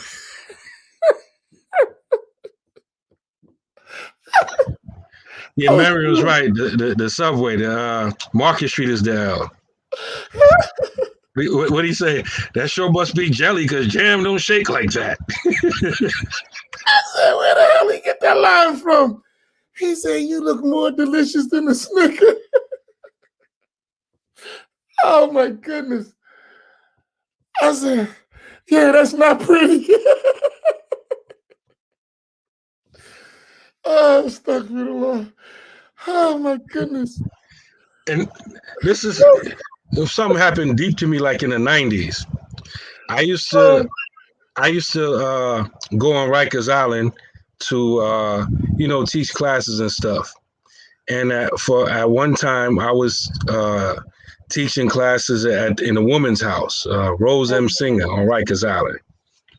And the chaplain there, Muslim sister, obviously, she told me about a CO that I just taken Shahada. And so she said the next time I come in, she's going to bring her down. So I meet the sister, and she took Shahada, and she had, for lack of better words, a boyfriend who was Muslim. And they've been together for years, right? And so they coming to me, they want me to facilitate the marriage, right? Help them get married, right? And so they dragging their feet getting married. The sister, the do Shahada, the CO, she's ready to get married. The brother who been Muslim forever, he's dragging his feet.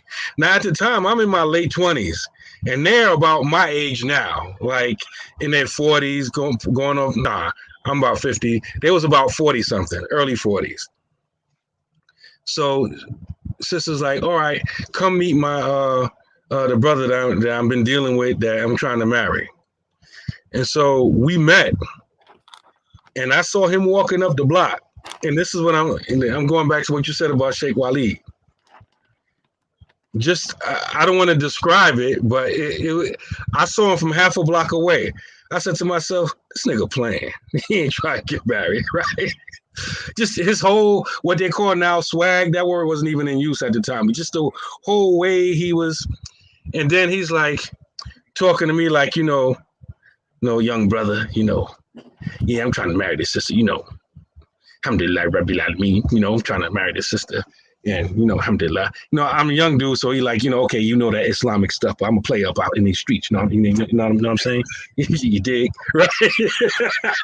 He talking like that, right?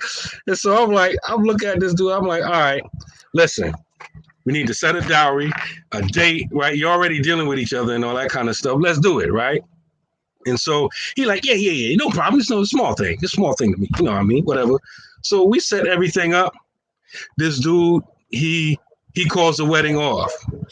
I'm like, all right, what's the problem? Oh, he had to work. He had to work. Listen, all right, set another date. We're going to do this marriage, right? Second time happened.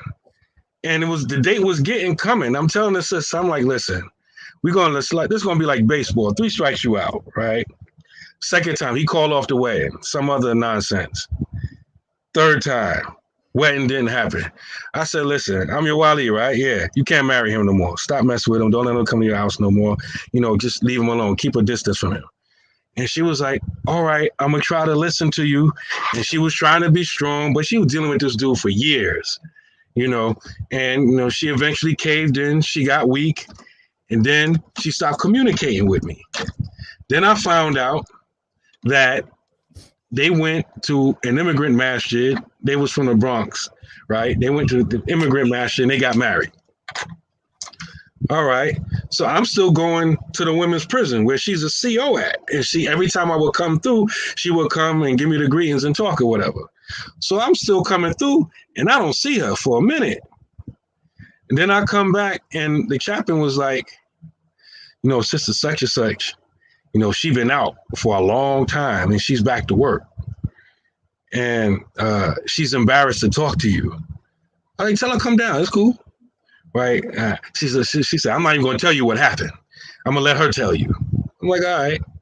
So she comes down and this sister's my elder. So, she comes down and she's telling me how, after I pulled back my permission to marry him, he basically got back in her good graces and they actually went and finally did the marriage, like I said, at an immigrant masjid. And then they got married and then she contracted a disease from him that they wasn't specific on what the disease was, but whatever it was, they said it was incurable and she had to be out of work because of it. And so because of the way the prison system worked and she lost her rank and all of that. And so her schedule wasn't locked in and all this kind of stuff. And I'm like, to me, this is amazing. They wasn't married no more by this time and the whole thing was a mess. And to me, it was amazing to me because Allah decided to give her the disease after they got married. Well, because they was already together way before they even met me, right? And so, like, it was like, so to me, from my perspective, it was like Allah was giving you respite all of this time. And then I gave you 3 strikes. Okay, you're not getting married. Find somebody else. I know you got to get over him and all that, but stay away from him.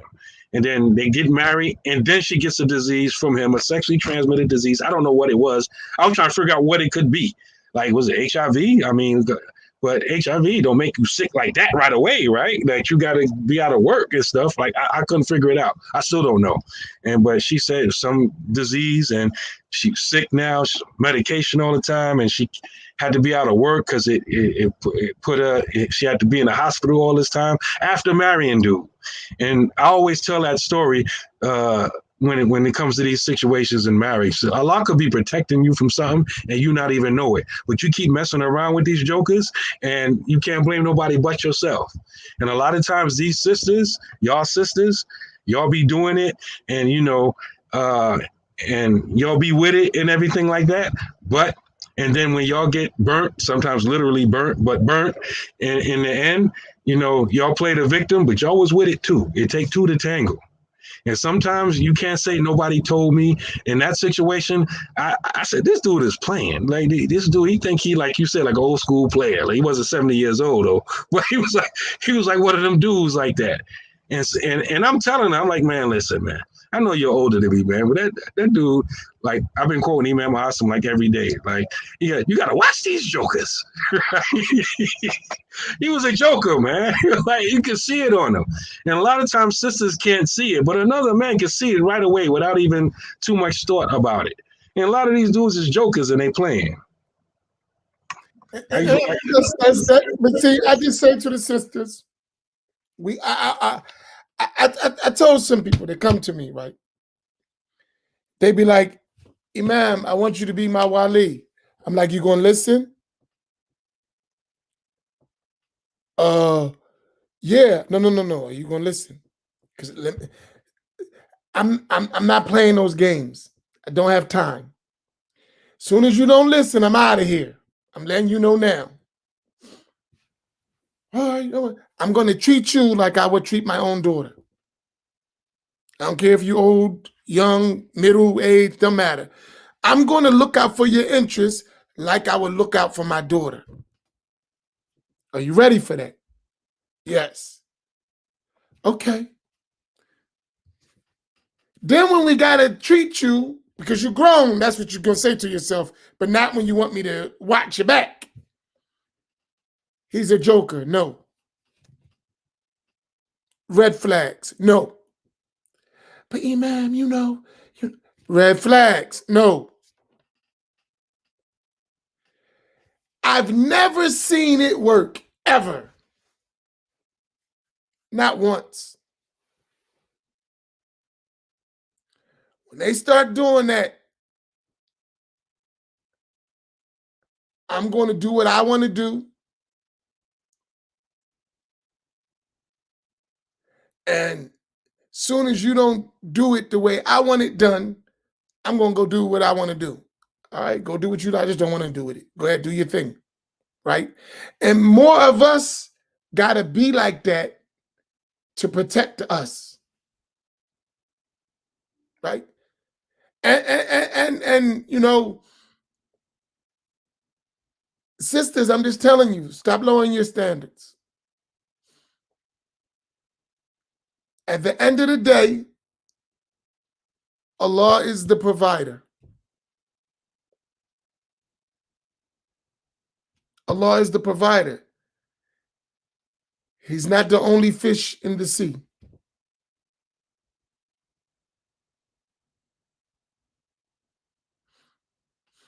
And I understand. But I'm telling you, you'll regret it. And a lot of sisters, they, you know, they're hurting. I got it. I understand. And we as men, I'll say it for all of us, I'm sorry. Sorry you hurting. And I'm hoping that no one else get hurt, not even you. I no other way to say it to you. I'm sorry you're hurting. We've hurt women, us as men. But I'm trying to prevent you getting hurt again. We can't do nothing about what we did yesterday, but we can prevent it from happening again today and tomorrow.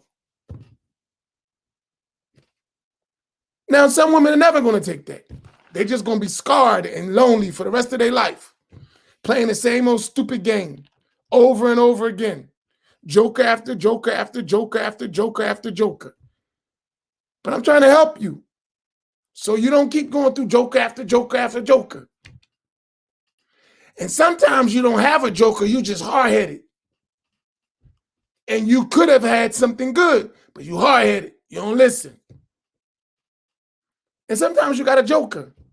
And sometimes it's a combination, a joker and you hard-headed. Right? So I'm trying to help you. But whatever it is,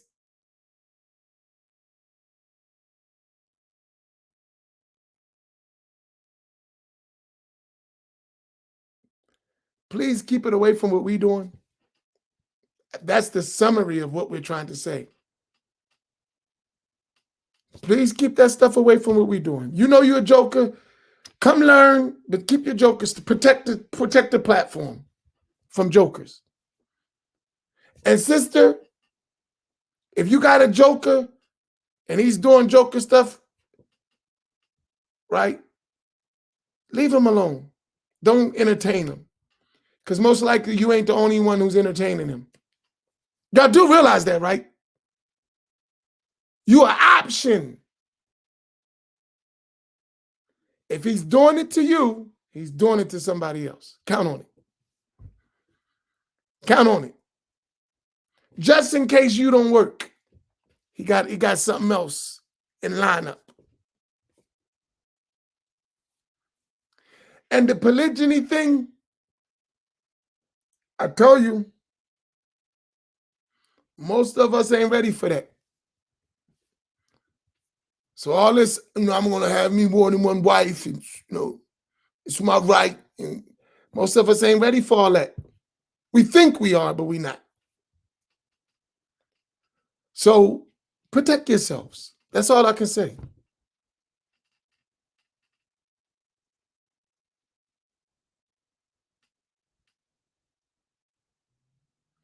Protect yourself. You know, in boxing, they say protect yourselves at all times. I'm telling you, protect yourself. But if you don't want to listen, somebody punch you in your mouth and knock you out. Don't blame me. I'm good. I think I got my point across.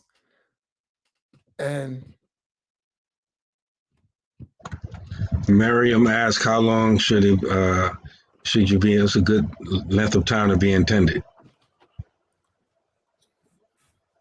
That, first of all, you should know the good brother in the. See, for me, if a person ain't in the masjid, ain't around the brothers and in the learning circles, and ain't got no one to verify him, I wouldn't even consider somebody like that. Honestly, like if the imams and the people in authority in the community ain't standing up for that person, I wouldn't even suggest you even waste your time. And if you got a person like that, then there is no time. It's just when y'all meet, y'all got everything right. If a brother's serious, he don't mind going through that if he's serious, right? And I'm not saying everybody's like that. I'm just saying protect yourselves. So I would say if you don't know a person, don't even think about getting married before 6 months of observation. Unless someone is vouching for them and a group of people vouching for them. That would be my suggestion. Wait 6 months to observe observation. That's what I said, 6 months. Observation. Give him 6 months. You'll get to see who he is. Most likely he ain't gonna wait around anyway, so I can tell you I'm out of here, man. She don't want to get married. No, you don't want to get married. That's why you out of here. You want to smash. Yeah, you don't want to get married. And like my wife told me the term for it, sisters have it too. It's a plan B. Like he talking to you, talking to someone else, maybe a few someone else's. A lot of these sisters be the same way. Got a few plan Bs. I mean, look, this is the point. Every time we talk about marriage, it's filled up with people. Because we going through it. If we talk about something else, it ain't these many people. We talk about marriage because people is a concern. So since it's such a concern, take your time and make sure you don't get zapped, right? Take your time. Listen, you're going to be doing this for the rest of your life. I hope, right? You're getting married not to get divorced. You're getting married to death do you part. And then Jannah, right? So why are you rushing so fast? Why are you rushing? Right? And be a part of communities. That's what we're trying to establish. Right? We're trying to do something. Right?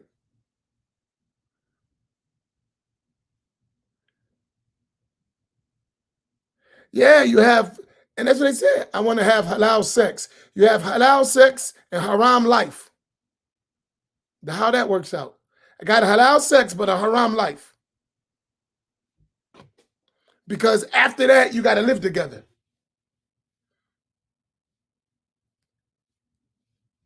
And as an adult, you should know it ain't always going to be that great. You're going to have to be with a person for real. Right? It's not always going to be all that great. You're going to have to actually live with a human being.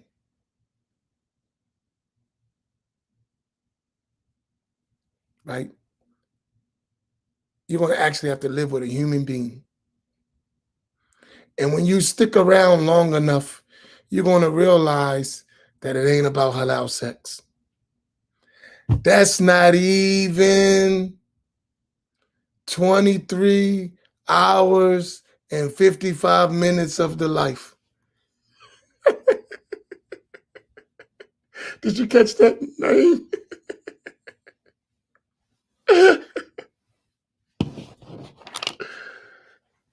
It ain't that deep. Trust me. It's not that deep. So don't make that your life. And y'all got to remember, everybody ain't talking about marriage like we talking about marriage. Everybody, some people ain't catch up yet. To a lot of other people out there, it's just a joke. Just rubber stamp, real quick. Just pop in today, like Imam Amin said. I don't know you, but you want to get married? Bismillah. Your brothers, go make it as soon as they come here. I need you to be witness. All right, Bismillah, and then recite some ayats. Marriage right away. Boom. You know, that's where a lot of people at right now, and a lot of y'all know that, and that's why y'all still entertaining these people. You know something I was thinking about? What's the dude's name? Always this big guy. He's famous about the relationship stuff now.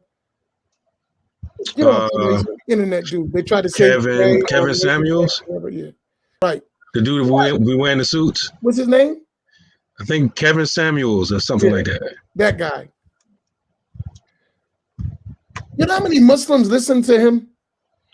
Apparently a whole lot, because that's how I found out about him when everybody started talking about him. Well, no, a non-Muslim told me, but then a bunch of Muslims was talking about him. Like, you don't know who that is? I was like, nah, I don't know who he is. Right? But here's the catch, right? They listen to that stuff. Brothers, right? Brothers listen to it, and sisters listen to it, and they get their idea of relationships from junk like that. When we were talking about dowries, a lot of his lingo and talking points was coming in the conversation, in the comments and everything. People attaching the worth of a woman to the dowry and all that kind of stuff. I started seeing a lot of corollaries there. I'm like, subhanAllah. And here's the funny thing is the funny thing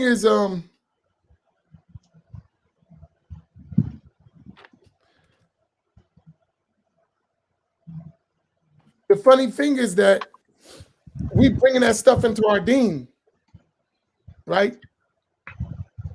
And the reality is this. I think I know we're supposed to be ending, man. I'm gonna get myself in trouble. Hey. I am happily married, you know. Right. And I want to keep it that way. So I better get my butt off this computer. But seriously,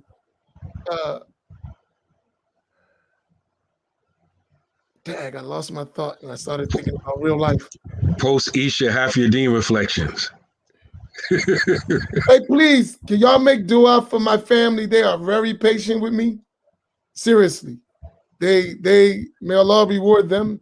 They are extremely patient with me. Beyond patient. So please make dua that Allah reward them for sharing me with you.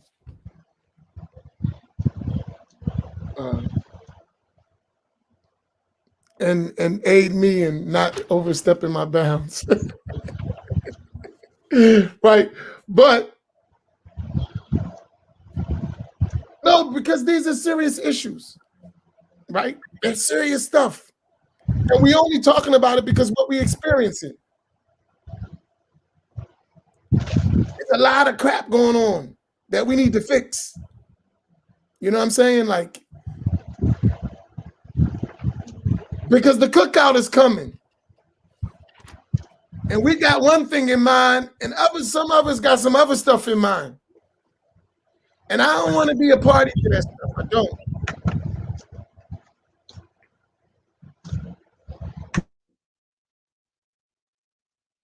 Right? I don't. I don't want to even attribute it to us. You know, I remember Sheikh Walid said something to us one day. He said, if there's two drunks, he was talking about enjoining what is right and forbidding what is wrong. He said, if it's two drunks sitting down drinking, it's obligatory to say from one to say to the other, don't drink, it's haram. And I remember thinking about the pitch, I was cracking up. And I was young, I was in my 20s, so you know that was hilarious to me, right?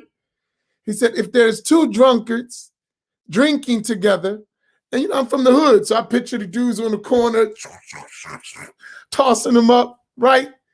And he said, it's obligatory for the other to tell the other one, it's haram, don't do that, right?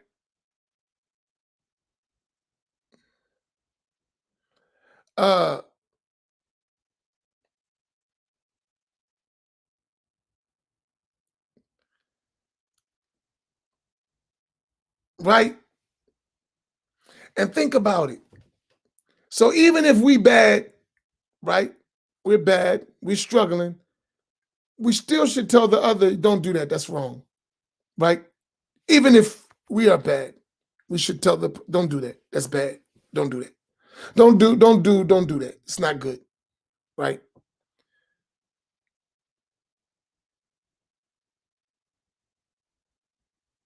So sisters, can we make agreement and on these platforms, because you really in the driver's seat if you know it or not, right?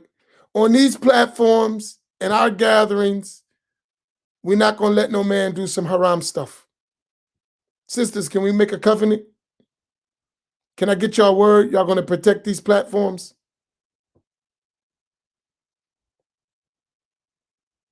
We begging you for that. No, I don't see the question.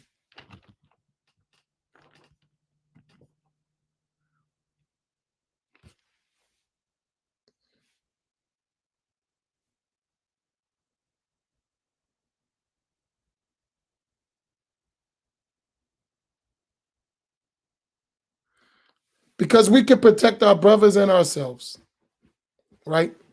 If we just say no. You know what I mean? Nah, bro. Go talk to the imams. Do it the right way. Right? We don't sell ourselves short. I'm begging you to not let no joker run game on you.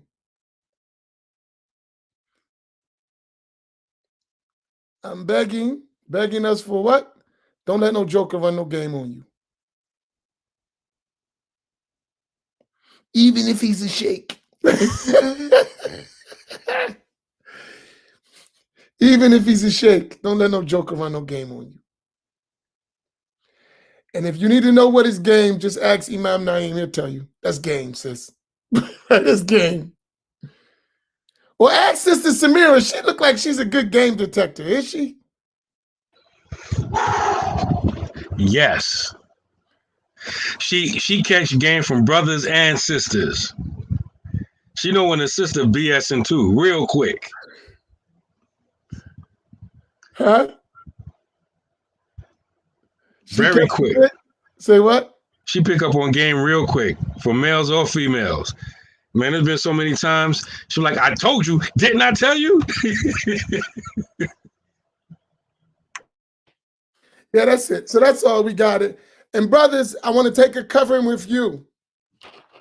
If I'm going to run game, I'm going to have enough respect for the imams not to run games on their platform. Brothers, can we get an agreement with that? If I'm going to run game, I'm going to have enough respect for the brothers. I shouldn't do it. But if I'm going to do it, because I can't control myself, I'm not going to do it on their platforms. I'm not going to use their platforms to run games. Brothers, can we get a covenant there? Man, this joke is bugging.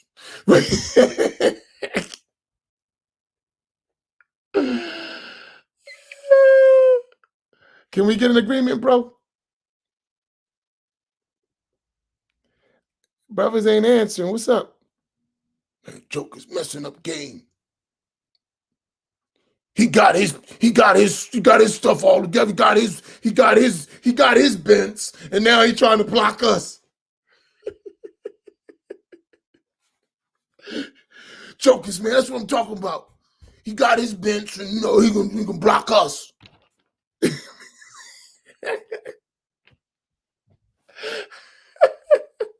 That's how he be thinking too. Yo, he got his two-piece, right?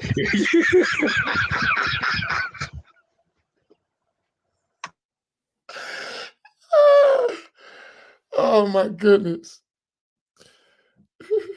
All right, that's all I'm asking. So that's all we was trying to accomplish. So all what we said was so we don't have nonsense. And we don't want nobody to do haram. A lot of us got to book out therapy session before thinking about marriage. Where's Dr. Sabri need an appointment? Dr. Sabir right there. Man, he don't give out the free sessions.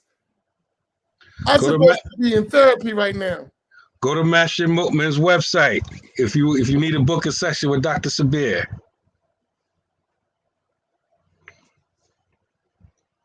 That's right, Sophia. Women peep other women's game also.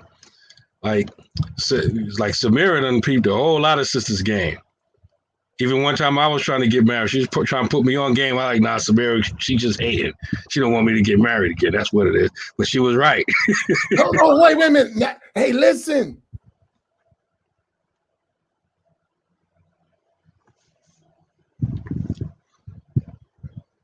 The women be on that, they be watching the women and they be seeing game and we don't be seeing it. Oh, you just jealous. I ain't jealous. She's got some up her sleeve. They know. Samira done told me she'll go on my Facebook page, she'll screenshot, she'll be like, who's this? She been in your inbox yet? Like, nah, what you talking about? It ain't even like, nah, she don't even communicate. Sometime after she said it, bing. Sound like me, man. Hey, look. He said, I'm waiting on you, Imam. I mean, Dr. Sabir, I still got to work on my ego. I think I'm too cool for a therapist. That's for suckers. I'm sorry. I still... You don't want nobody in this business, Dr. Sabir. He's a grown man.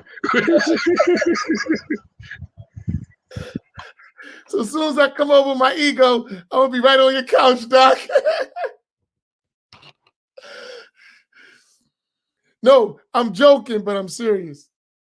I'm joking, but I'm serious. Where I come from, we got this idea that we can handle everything ourselves. Not true, but it takes a minute to get over that, right? So I got to be honest with you, Doc. Keep it real. Keep it 100. Right. That's why I'm telling you. I'm working on my ego, Doc. I'm working. I'm really working. I'm going to be on your couch as soon as I get it together. Then I got to see if I can trust you. Because I'm that kind of guy, if I say the wrong thing and get in the public, then my enemies going to use it to get me. Oh, you know what? That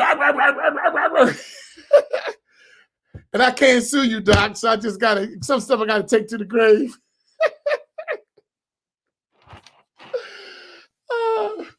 Nah, I got you. I really because I want your help. I'm coming. Don't worry about it.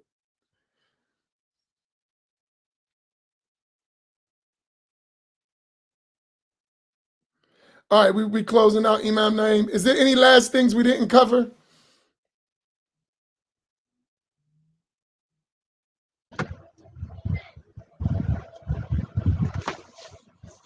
No, alhamdulillah, I think it's clear. Alhamdulillah. And I think, Tanweer, I don't mind having y'all session. Y'all got to just monitor. I believe we need to listen. I'm gonna tell you a secret. I've been trying to get this done, but nobody want to do it. I don't know why. We need a singles gathering that's monitored and structured, right? So that we can get people married the right way. Because they're going to be going to the Wahhabi ones in a minute. And they're going to get married and bad Aqidah. So we better do something because they're going to do it. So we better do something. Imam Naeem, did you hear that? Yeah, I heard that. Because marriage will make a dude change up his creed real quick. I done seen it happen already. Look, I don't want to say names, right? I saw a dude who was down with us. He was in the dungeons, right? Ahl Sunnah, going to the hardcore Ahl Sunnah masjid. I see this joke on Facebook. You know how those dudes, they got the pants all the way up. They got a Kango hat on in the garb. You know. I said, what the heck is he doing?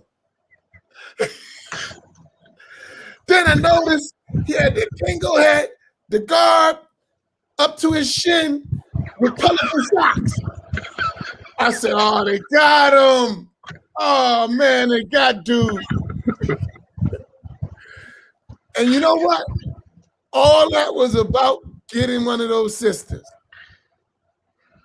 I saw him in the photo. Look, he had the Kango joint like this. You know what I mean? He had the socks, his joint up. I was like, what the heck is he doing? But let the Sunnah go forth.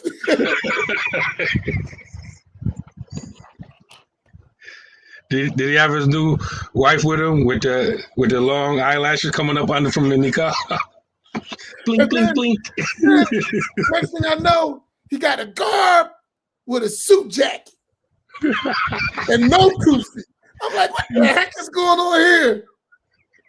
And some gators, right?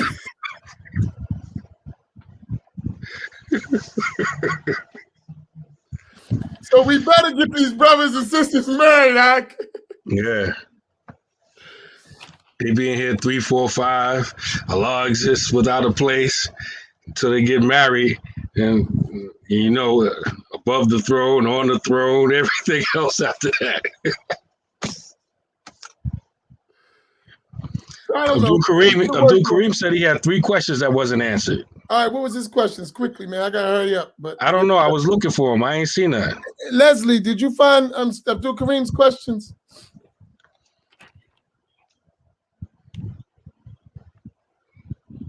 See, I keep my family with me all the time, so I never get out of hand because they always watching, right? That's a protection. That's what you do, Naeem? Imam? Yeah. My family right here in this conversation. See, told you, see it up there? Singles event. See what they're doing? SubhanAllah, hold on, wait a minute. You didn't see that? Yeah, I see it now. Yeah, that's my point. Advertisement. Keep it up. You're going to get more than marriage. Yeah. You ain't going to just get married. Gonna be more than marriage. Better be careful. They probably make you sign an Imam Amin waiver. You have to renounce Imam Amin Muhammad if you want to marry this sister. Yeah, cool, no problem. You're talking that $5,000 dowry stuff anyway. Before you get married, where's the law? Huh? No, look, where's the law? Before you get married, where's the law?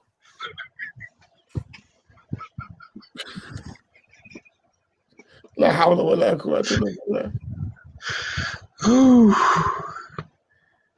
Because we got to be upon the sunnah of Firaun.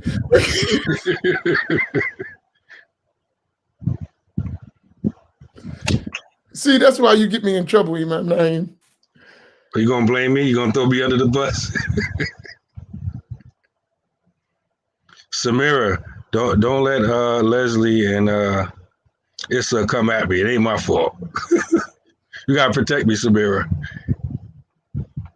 Hey, is got his last question because we gotta go now. We clowning and bugging out.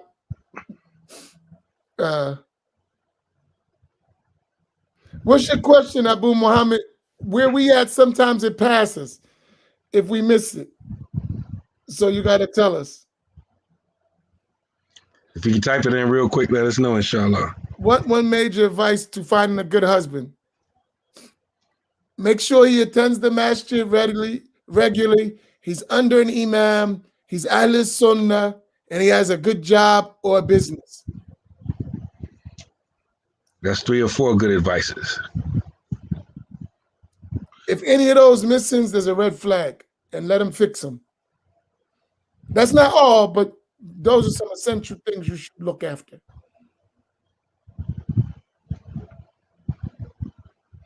Question: what can brothers like me do to not fall prey into these ways? I grew up around all of that and don't want to be another type nigga Muslim out here. Just be a good dude, man. You know what being a good dude is. From what be the way I see you. You're a straight up person, man. Be who you are. Don't be fake. A lot of people be fake. You know, you who you are. You're not trying to be. At least from what I perceive from you, you don't try to be mashallah, inshallah, tabaraka wa ta'ala, Allahu musta'an, 3, 4, 5, jahid to shy, blah, blah, blah, blah, blah, blah, blah, then be a nigga in the inbox. I don't see you like that. You just a straight up person. A lot of people just aren't straight up like that. You are who you are. Just be you. Some people are retired. They got a pension. So that's their job. They got a pension. They got Social Security and everything else. They can take care of a family. What's this one? She said, Ahl Sunnah. Ahl Sunnah mean Ash'ari Maturidi. Follow one of the 4 schools and follow the path of Tasawwuf. That's what I mean by Ahl Sunnah. Got a good job or business. Belong to a community, has an imam. So somebody, they're accountable to something. They have some kind of responsibility. That way you got somewhere to know about this person. And don't underestimate what the Imam said. Ahl Sunnah, Ash'ari, Maturidi, 4 madhabs. Anything else? No.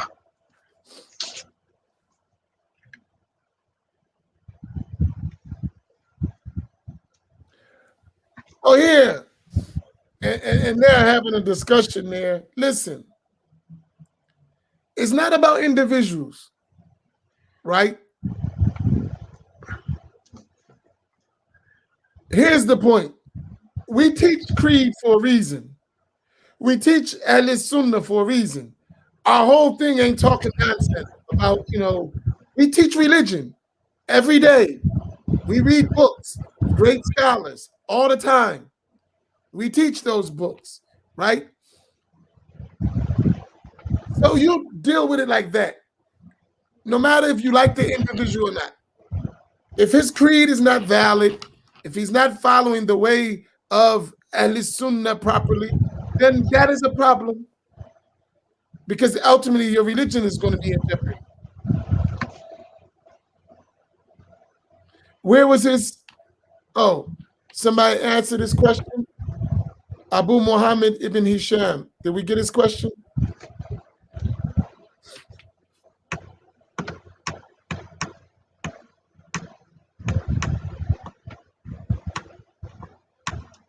Oh, go ahead.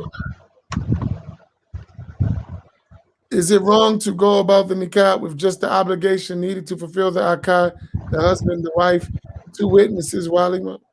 I mean, there's nothing wrong, just long as you ain't doing nothing sneaky, man. We know when we're doing something sneaky and when we're not, right? It's not haram, but I'm just saying, if you're doing some sneaky stuff, man, have all the people to protect you from yourself. That's it, right? We know us, know yourself. You know when we're doing some sneaky stuff. You don't need me to tell you being sneaky. If you be, I ain't saying you, Abu Muhammad. I'm talking about us. We know when we being sneaky. We know us. The sister know when you being sneaky. She just being sneaky with you. Oh, I didn't know. You have a grown woman come tell you she got married. She don't know who the witnesses was, who married her, or what was said. Come on, sis. Are you serious? Okay. Yeah. You don't know who the witnesses were. You don't know who married you or what was said, but you married. And you went for that. And he tricked you. You're the victim. Yeah, he tricked me. He know more than me. No, you didn't know anything, right? They knew more than you. I'm not saying you don't trust nobody. But if nobody got nothing to lose, they'll do anything. They don't got no one to answer, then they'll do anything.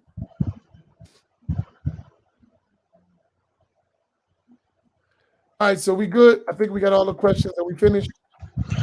Yeah, I think so. They going on and on and on about that Delaware stuff, I think.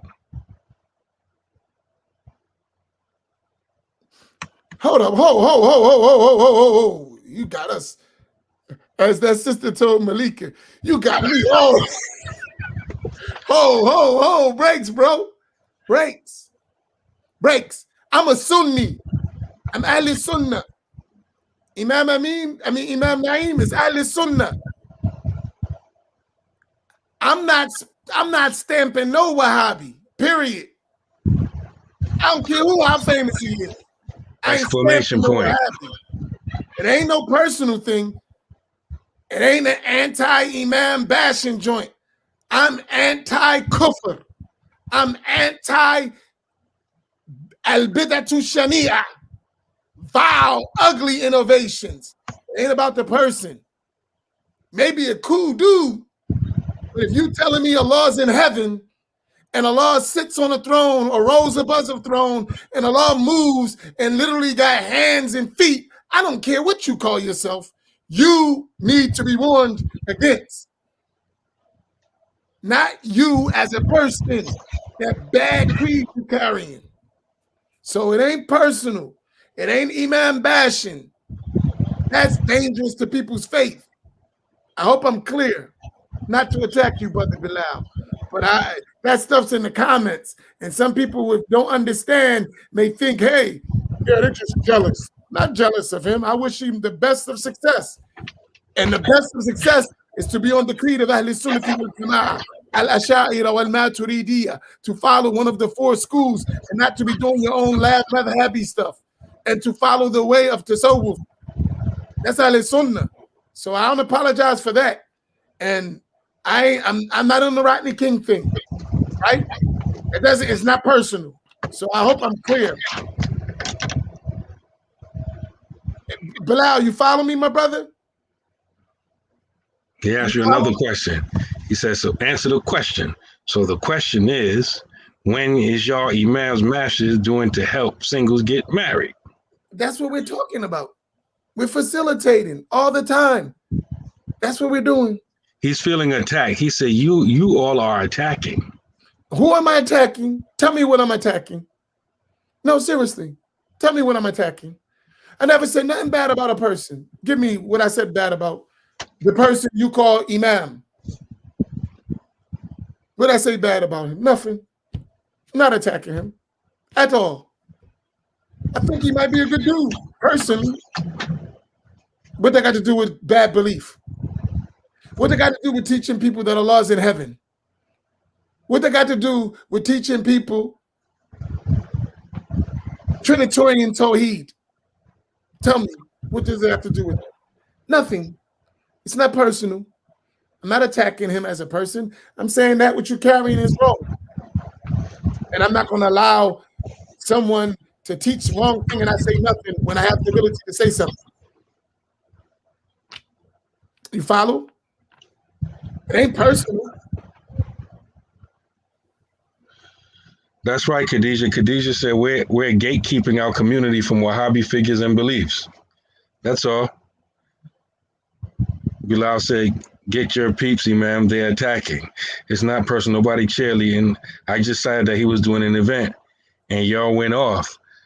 Like Khadijah said, they just being gatekeepers. That's all. Because a lot of our people are confused, and a lot of times these other marriage and other topics are just bait to get people in and get mixed in with that bad belief.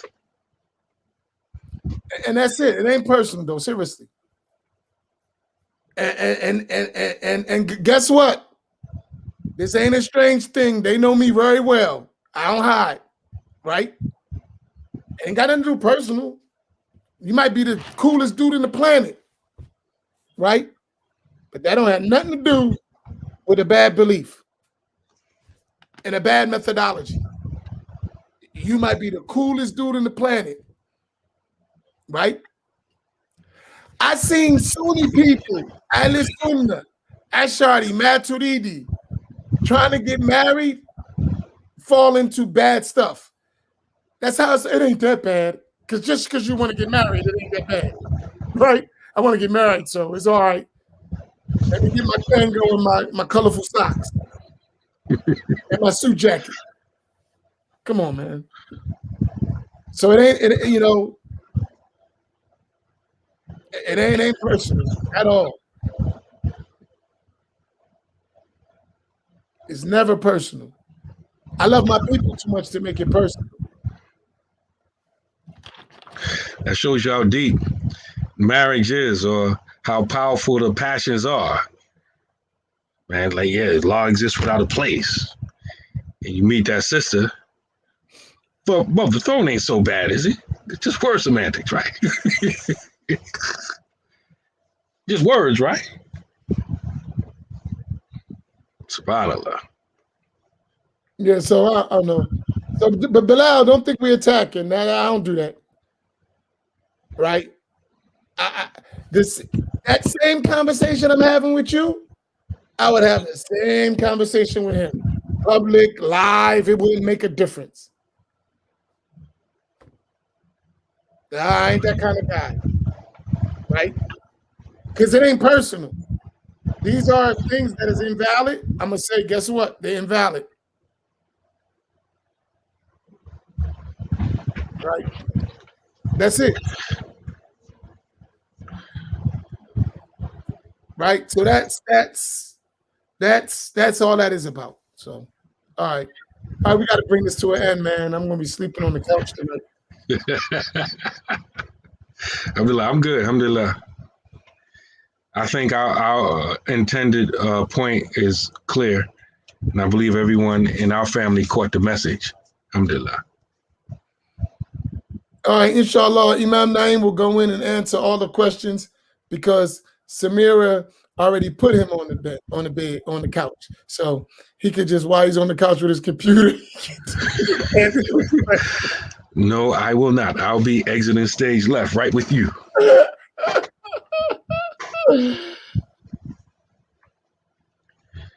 Oh, good. Wait a minute, Bilal. I got to crack a joke before we go. Are you a Wahhabi? Let's be honest. Are you a Wahhabi? Come on, keep it real. He's like, what's a Wahhabi?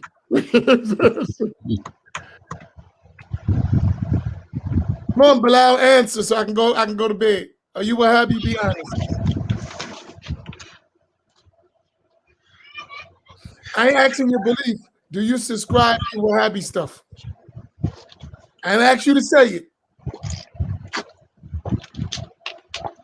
Okay, good. Because we ain't playing those games. You're not going to sneak. You're not going to sneak and grab one of our sisters.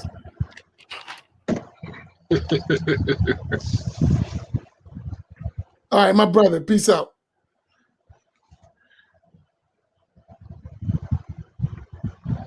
All right, let's go. You ready, Imam? Close us out. Quickly. Alhamdulillahi Rabbil Alameen. May Allah bless us all with righteous spouses who fear Allah. May Allah purify our hearts. May Allah take the crookedness out of our hearts. May Allah purify us from being grimy. May Allah make us upright people. May Allah give us istiqamah. May Allah make us upright and sincere and real with one another. Subhanaka Allahumma wa bihamdika nashhadu an la ilaha illa anta wa astaghfiruka wa atubu ilayk. Wal asr innal insana lafi khusr illa alladhina amanu wa amilu salihati wa tawassaw bil haqqi wa tawassaw bis sabr. Al-Fatiha. Alhamdulillah.